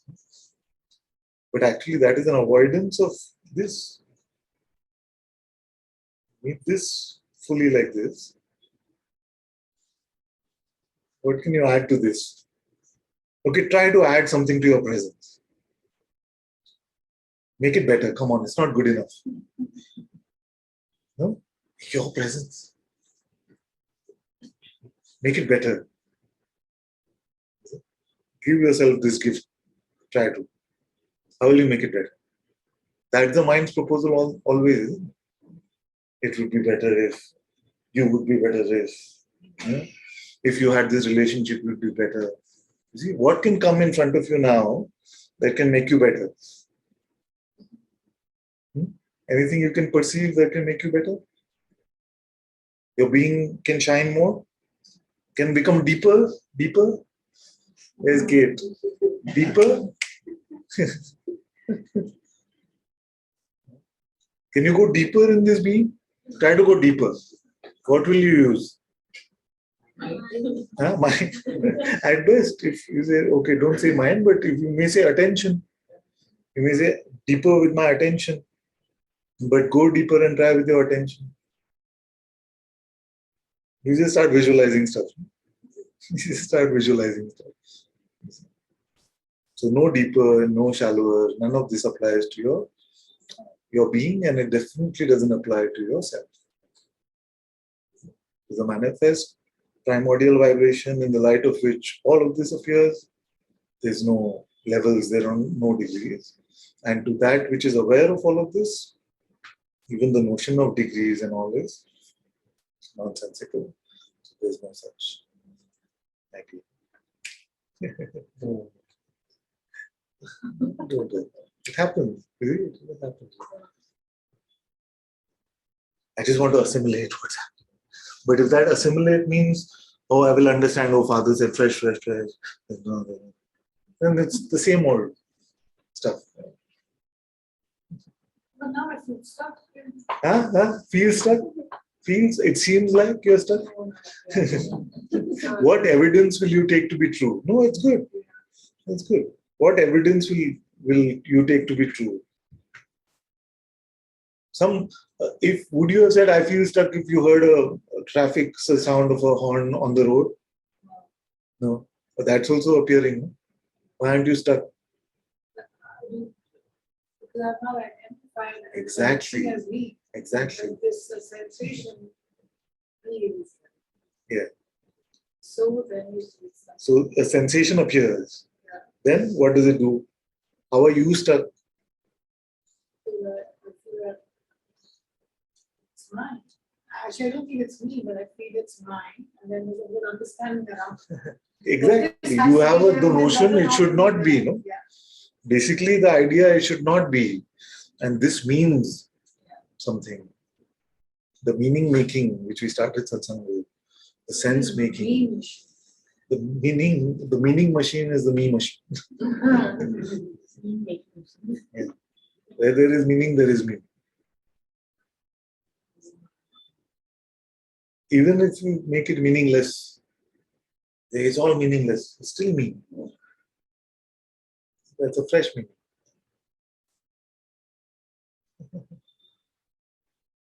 Don't understand that. Don't understand. I'm doing it for you. मैं आपके लिए कर रहा हूँ आपको करने की जरूरत नहीं and I want to come out from that fields, Yes. Always I am looking myself, and I don't know who am I. Just I'm explaining that. All the time the freaking mind is going, again and again. What you are saying, right? So thinking, the process of thinking, every time it's going on, But don't. But it's not breaking. It's still. So Okay. Let's think now. Think now. Think now. Think now. Now. What is the thought now? Think. No. It's not going on. If you think about thinking, then it will seem like it is going on. Don't think about thinking.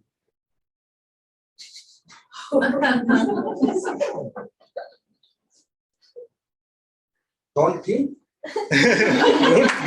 Bas, enough.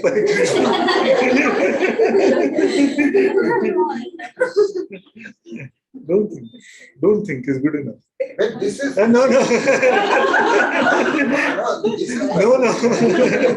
You say yes, but. No. You see, that is how it is appealing to you. You see, this is how it is appealing to you. How you are appealing to me. Please listen, but it is happening like that. It is appealing to you like that, my dear. I may listen to you, but you don't listen to it.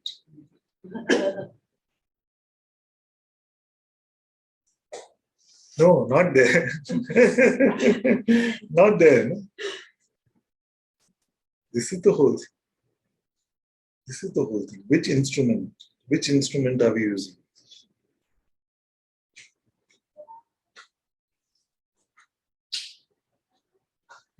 If we start thinking about the process of thinking, then we'll come up with a lot of thinking about thinking, a lot of meta thinking.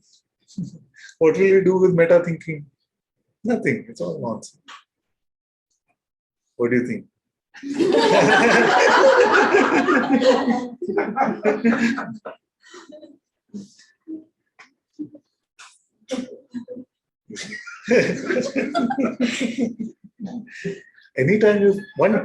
One tip is, anytime you find yourself getting serious about anything, forget about it. You're just thinking about thinking. Doesn't mean you have to be like Mastaram, no? Just all the time. That's not what I'm saying. That's not what I'm saying. Just naturally, whatever is arising. But if you find yourself getting, leave.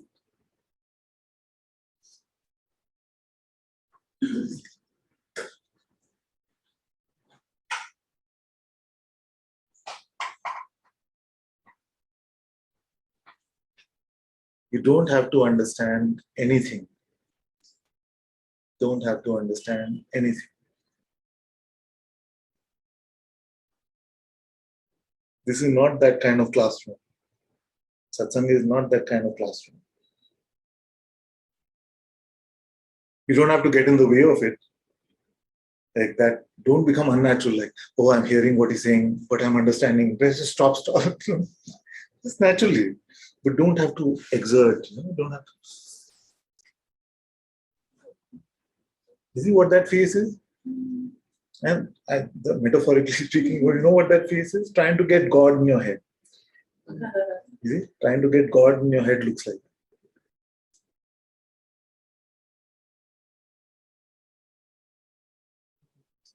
God is here. As your very presence. Don't have to squeeze the presence into your head. Don't have to make an understanding out of life. In Satsang, we made this metaphor. If the thoughts are oranges, then don't make orange juice. And you see, many of us will like, think that orange juice, it looks like that. Don't make orange juice. Let them come, let them. I may be using a simple metaphor, but actually our need to extract meaning from concepts is this process of troubling ourselves with this orange juice making. This is the only way we trouble ourselves.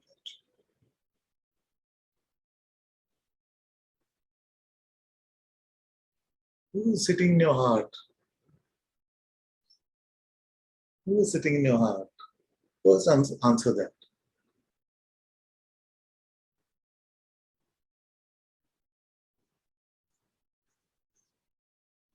You cannot escape that one. Everything else will come in. But that one whose presence is in your heart, that one is you yourself.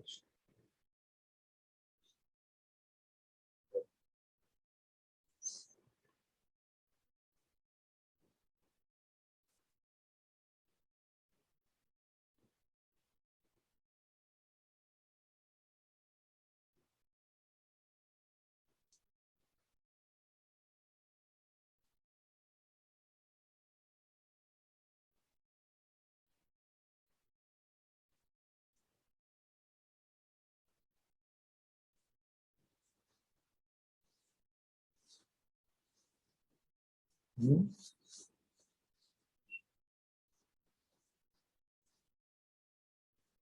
See. There's this thought that says that how can my presence be God? How can, yeah. Okay, so the mind will say, but how can my presence be God's presence? Little old me? So, what is the way to check?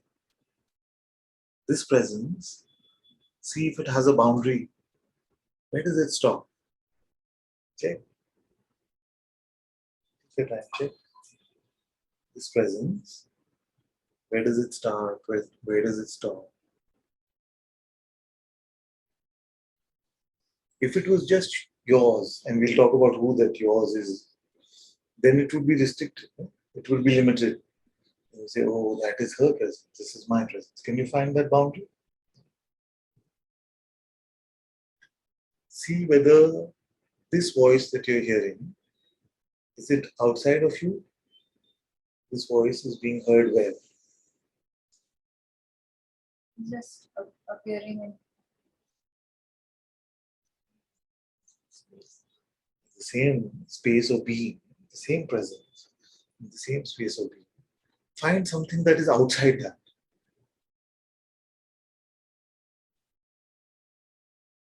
How will you go?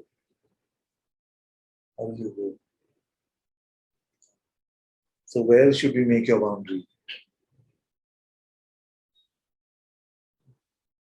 I'll tell you whether it is your presence or God's presence if you tell me where your boundary is. Is body ko bana le? You can see that the sensations that we call the body are appearing where? Same space? Same space of being.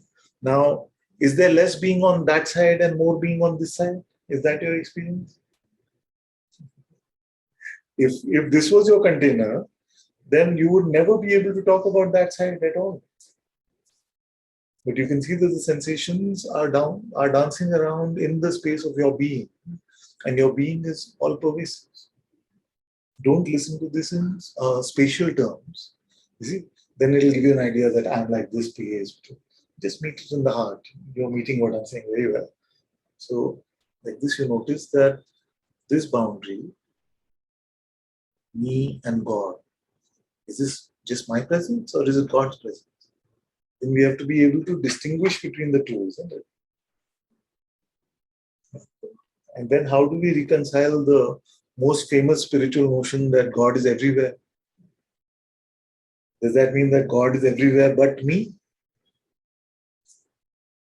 All this is God, but what's inside this bundle of bucket of flesh and blood is me. Is it like that? That's what the mind tries to convince us. So no distinction. That's why Advaita, no duality. And not just because, oh, it's a concept, I don't believe in duality. No, it's not about belief. You don't find it intuitively. You don't find a separation. You don't find a distinction. Now, there is no me left. There's only God. Or if me is everywhere, that me is God. Either way, it's God.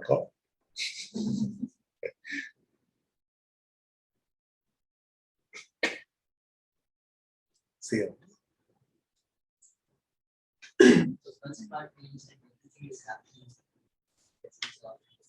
Where are you hearing these words? Outside you or inside? Any experience outside you? Can you attest to a universe which is outside of you? And how would you send your attention there? Everything you perceive is with your attention, isn't it? Now, if something is outside of you, how would you send your attention there? Don't think about it, just experiment with it. You try to send your attention outside of yourself. Can you send it? But you realize that all this realm of time and space is nothing but a tiny appearance within you. But not within in spatial terms again. Don't make a mental framework of it. Just meet it intuitively. And the main task of all of this, what I'm saying, is to chop up your ideas of separation and boundaries so you can give yourself the space to meet yourself intuitively. And over there, even these high sounding words are actually nothing compared to what you are.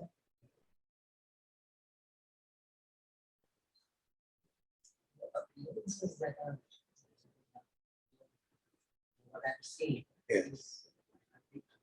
I'm seeing it physically inside me. Inside me means inside what? Okay, do an experiment with me. Close your eyes. You've gone inside? Inside what? Inside the body would be an X-ray machine. So you should be able to see your bones and your flesh and your blood. Is it like that? Then if it is not inside the body, then inside what have you gone?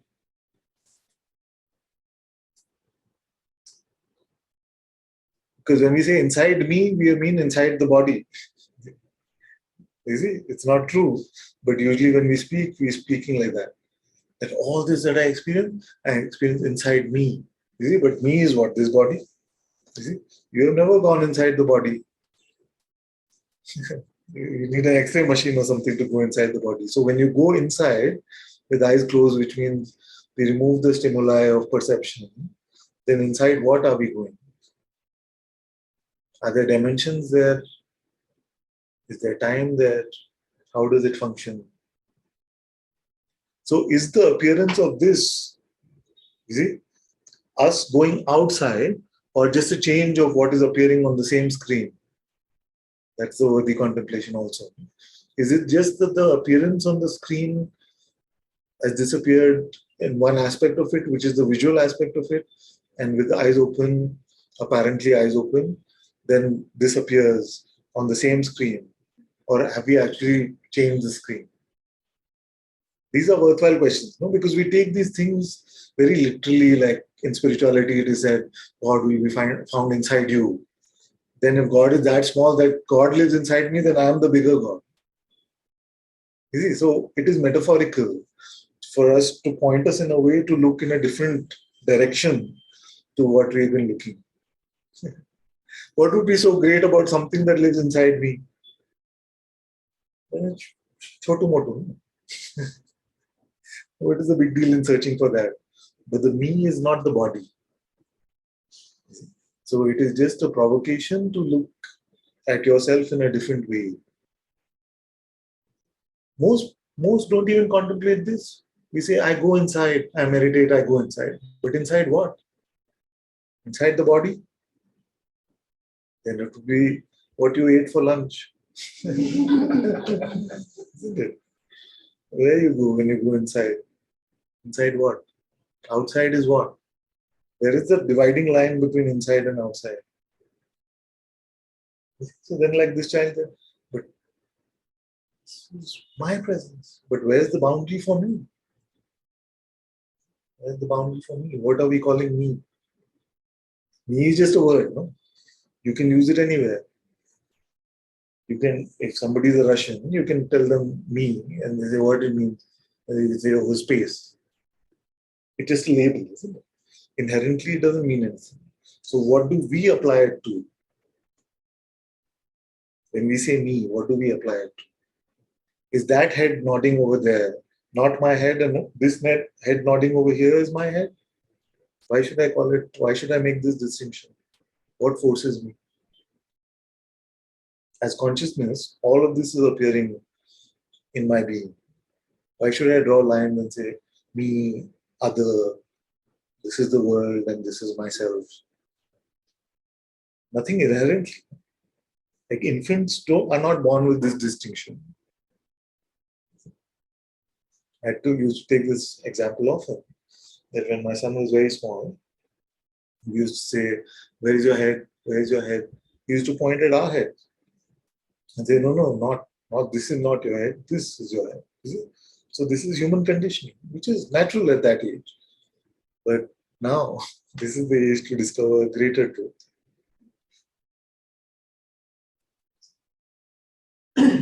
What determines where you draw the line to yourself?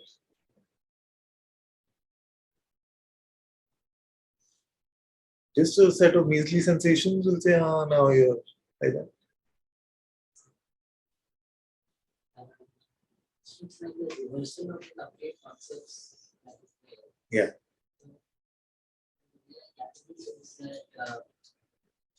There's a source inside us.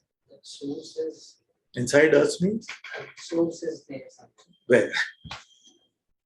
I mean, it appears that it's. Source would mean that the source and its product are two. So it would sit differently from what it produces. No? There's a source of light and there is light. Is it like that? Okay, so. If you think, you'll go in the wrong direction. There's something which is letting these the sense. Yes, where is that thing? Inside what? I don't know. That's worth finding out, no? I mean, we want to know so much. We want to know where Timbuktu is. No? We want to know where this is. Oh, somebody says the capital of Argentina is Buenos Aires, and somebody says, no, it's Rio de Janeiro. We say, oh, you're so stupid. You don't even know where Rio is. No, it's in Brazil. Like that.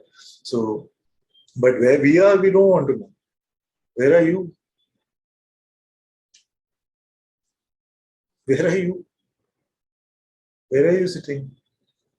And Swamiji asked this question also. Where are we?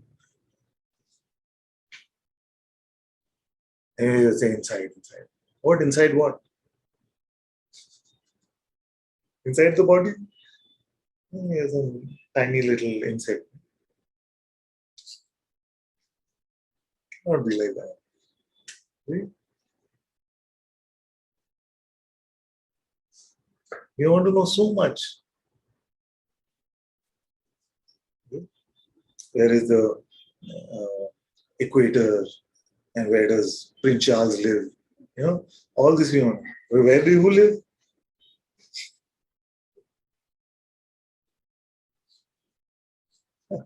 Who's going to look for that? Yeah. Huh? Huh? Yeah, where are you? In whatever way, tell me, where are you?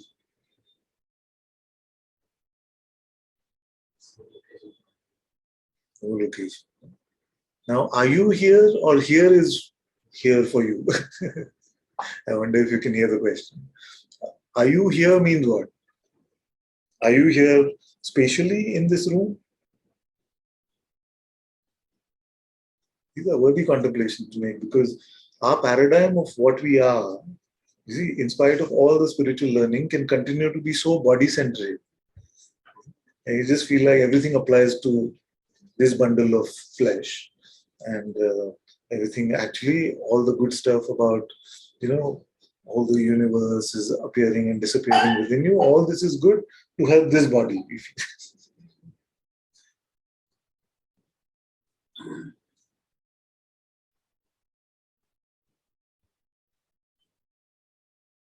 Where are you?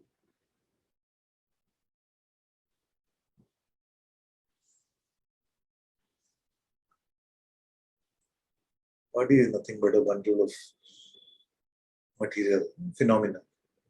Bundle of material. So you would have to be material to be inside this. How many grams of presence can this glass hold? Suppose it's 300 ml of liquid. How many grams of presence? It's a different dimension. It doesn't apply. So how can this body hold presence? It's like this glass only, material stuff. It's all the falafel we've eaten. There's nothing more to it. So we have to really question these, even spiritual sounding beliefs. And you realize there's a load of bunkum everywhere. That's my favorite word today.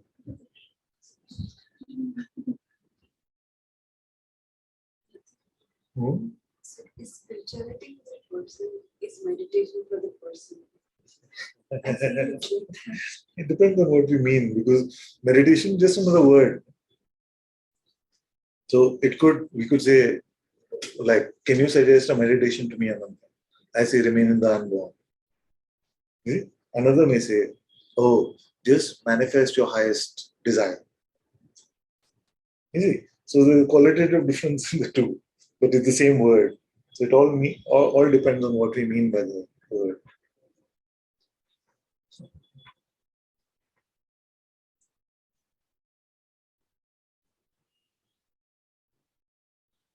I've been ranting for some time now. Where did we start? What is happening?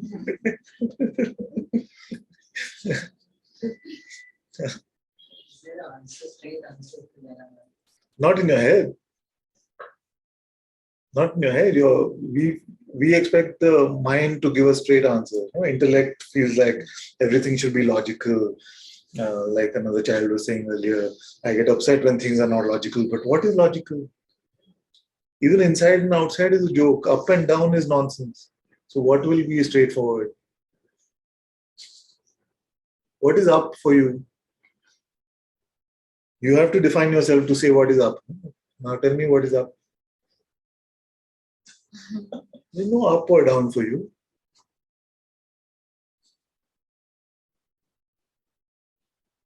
So what is straight?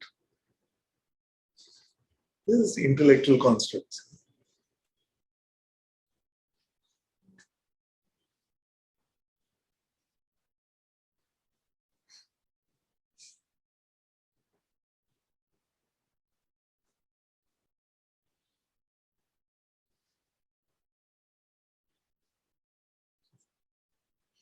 Who's going back to the text?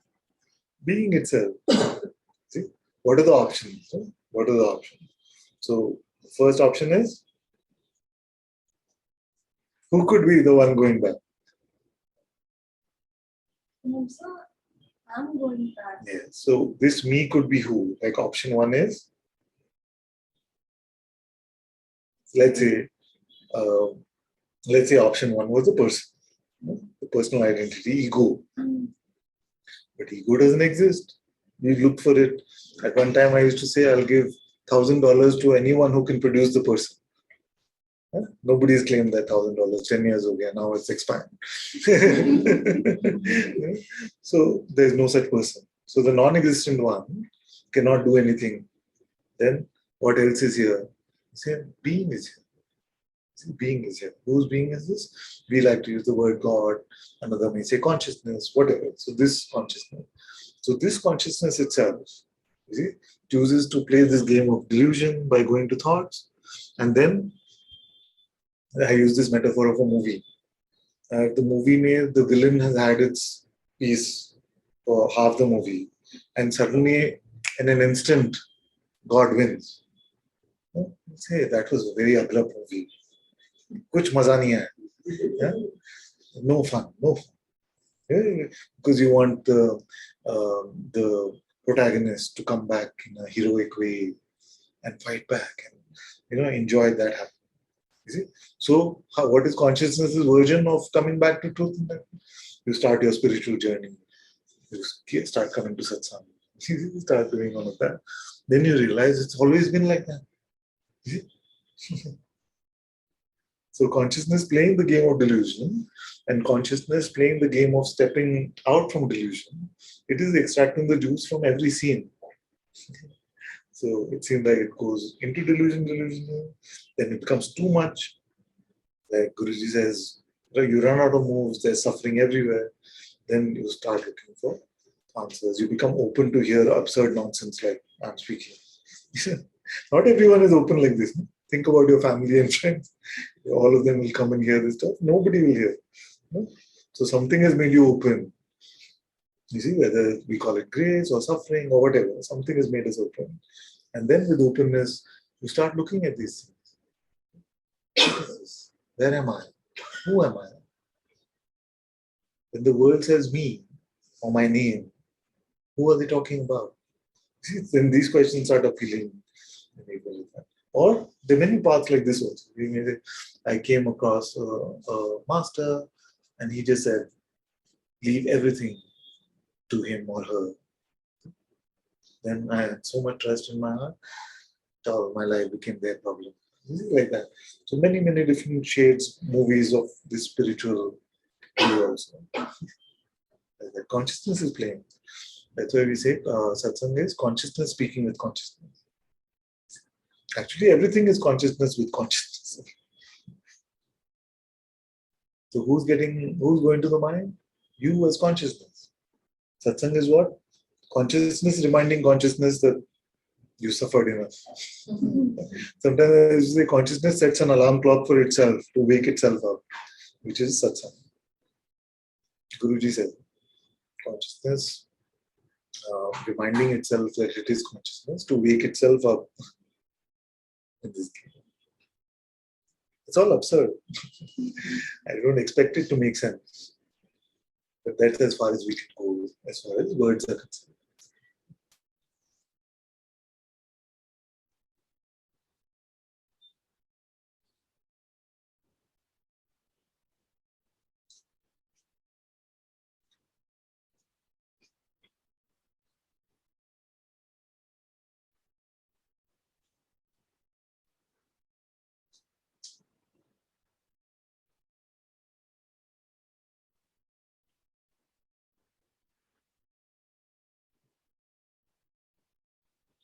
If you're on a diet,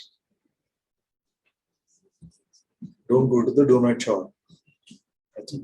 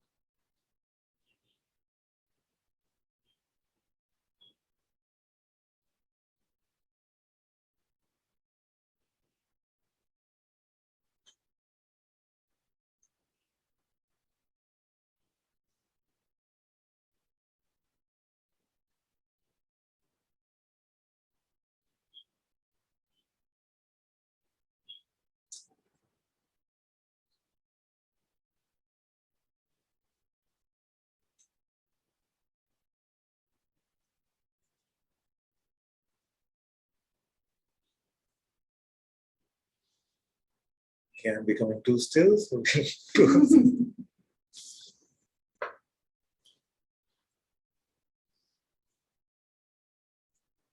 one says in the chat, Father, is there a difference between don't go to your mind and don't believe your next thought? No, not really. It's good enough. It's the same. Although you could be making a distinction between attention and belief. Usually my advice is to not bother with attention so much. Just don't believe. Don't identify.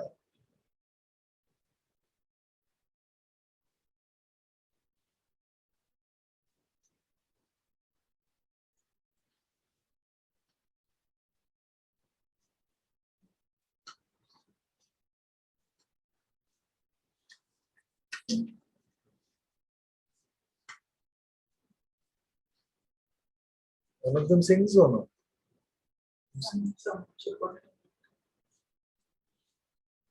And the rest?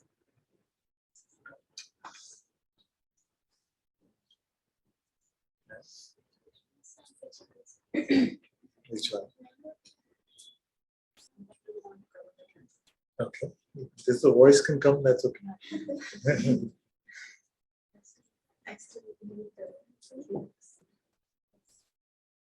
Then maybe Sama can start and then you can. A lot has happened while you were away. Happened where? I don't know.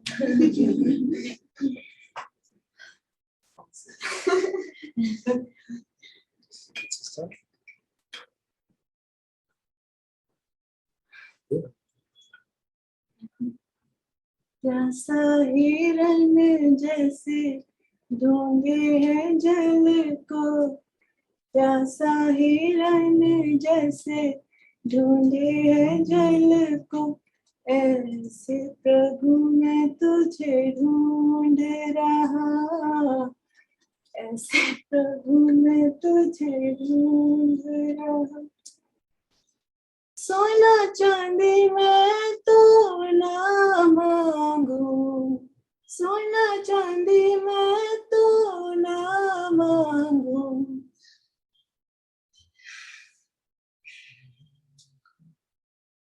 मन तेरे प्रेम से रचता रहूं मैं, ऐसे प्रभु मैं तुझे ढूंढ रहा, ऐसे प्रभु मैं तुझे ढूंढ रहा।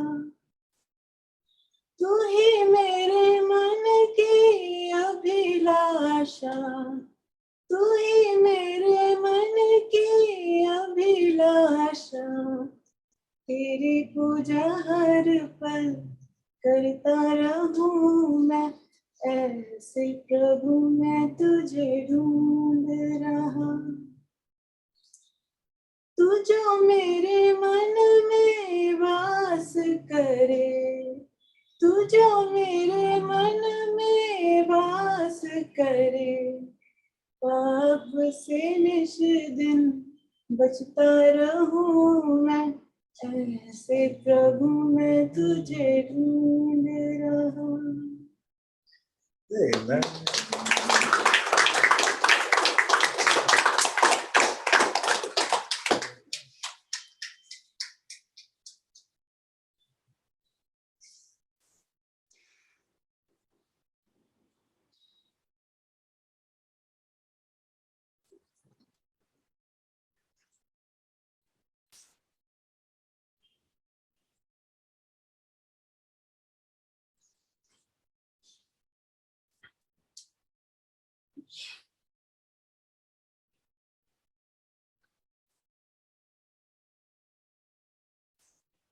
Now we're saying something.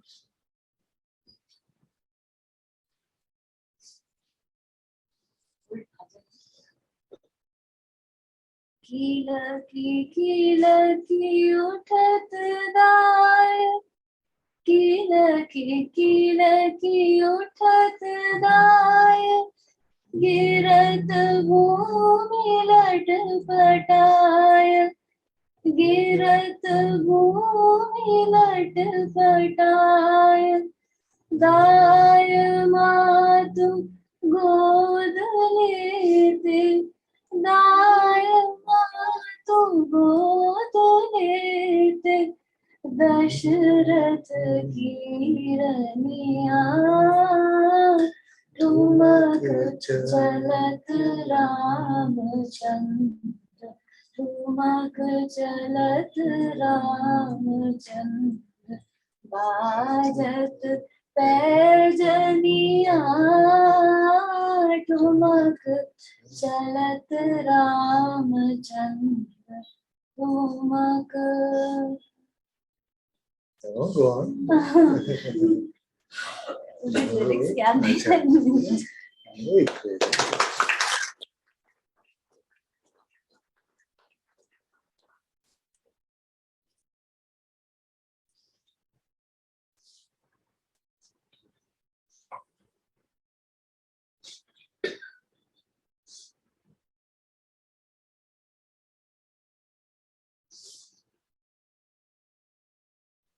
Thank you all so much for being in Satsang today. Sadhguru Shri Muji Baba ki Jai. Guru Kripa Keval.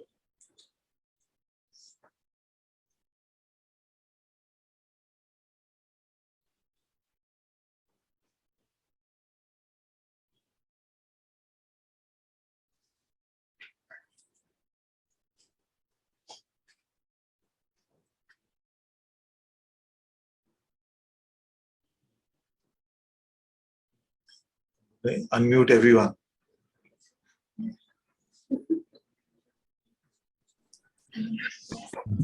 Happy birthday, Ananta-ji. Happy birthday. Love you, Ananta-ji. Ananta-ji, happy Thank you. Thank you, Ananta-ji. Thank you so much, Ananta-ji. Thank you, Ananta-ji. Thank you. Love you. So beautiful, Satsang. Love you, So beautiful. love you. Thank you. Thank you. Thank you so much. Happy birthday. Thank you. Thank you. Thank you. Thank you so much. Thank you. Happy birthday. Thank you, Father. Happy birthday. Happy birthday. Thank you. Happy birthday. Sandra. Thank you. Thank Happy you. birthday Love you, and thank you. Father. Love you all. Thank you. Father bless you. Beautiful.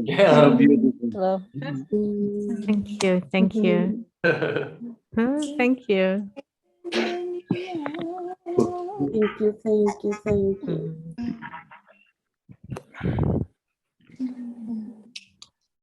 Thank you. Thank you. Thank you. Thank you so much.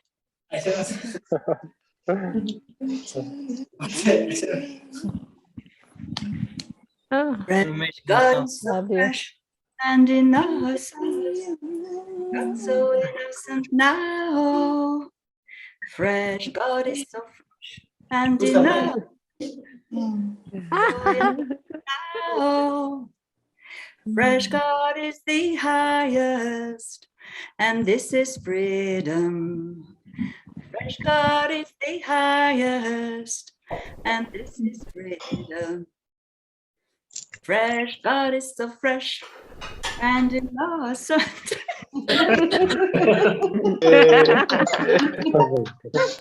YOLO.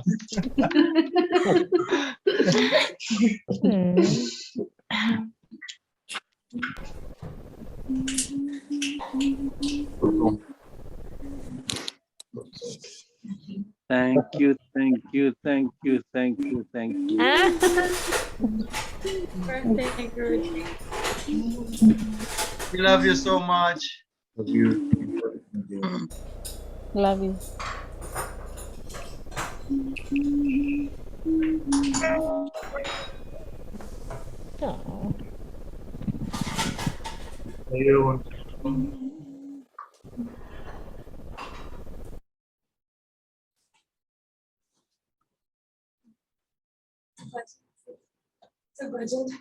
Yes, good.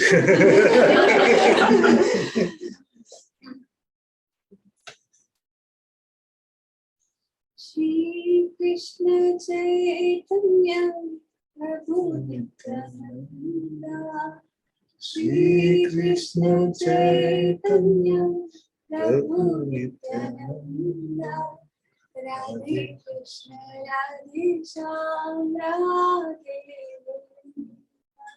Radhe Krishna Radhe Shyam Radhe Govinda.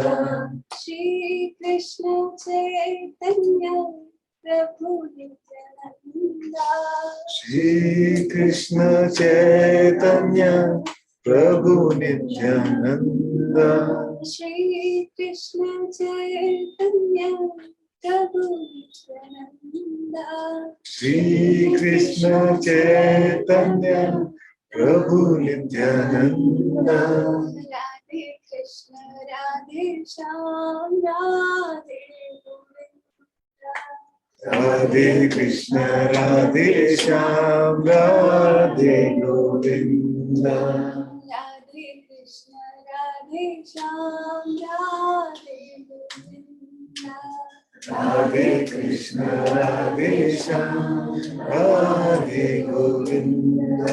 Shri Krishna Chaitanya Prabhu Nityananda, Shri Krishna Chaitanya Prabhu Nityananda, Shri Krishna Chaitanya Prabhu Nityananda, Shri Krishna Chaitanya Prabhu Nityananda, Radhe Krishna Radhe Shyam Radhe Govinda, Radhe Krishna Radhe Shyam Radhe Govinda, Radhe Govinda, Radhe Govinda, Radhe Radhe Govinda, Radhe Radhe Govinda, Radhe Govinda, Radhe Govinda, Radhe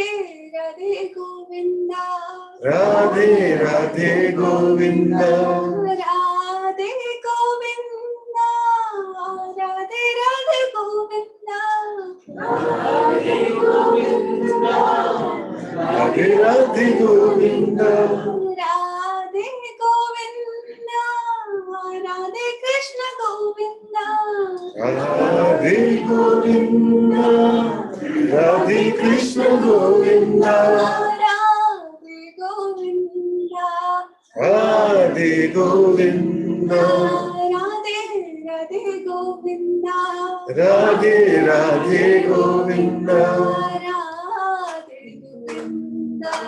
Radhe Radhe Govinda, Govinda, Radhe Krishna Radhe Shyam Radhe Govinda, Radhe Krishna Radhe Shyam Radhe Govinda, Radhe Krishna Radhe Shyam Radhe Govinda, Radhe Krishna Radhe Shyam Radhe Govinda, Radhe Krishna Radhe Shyam Radhe Govinda, Radhe Krishna Radhe Shyam Radhe Govinda.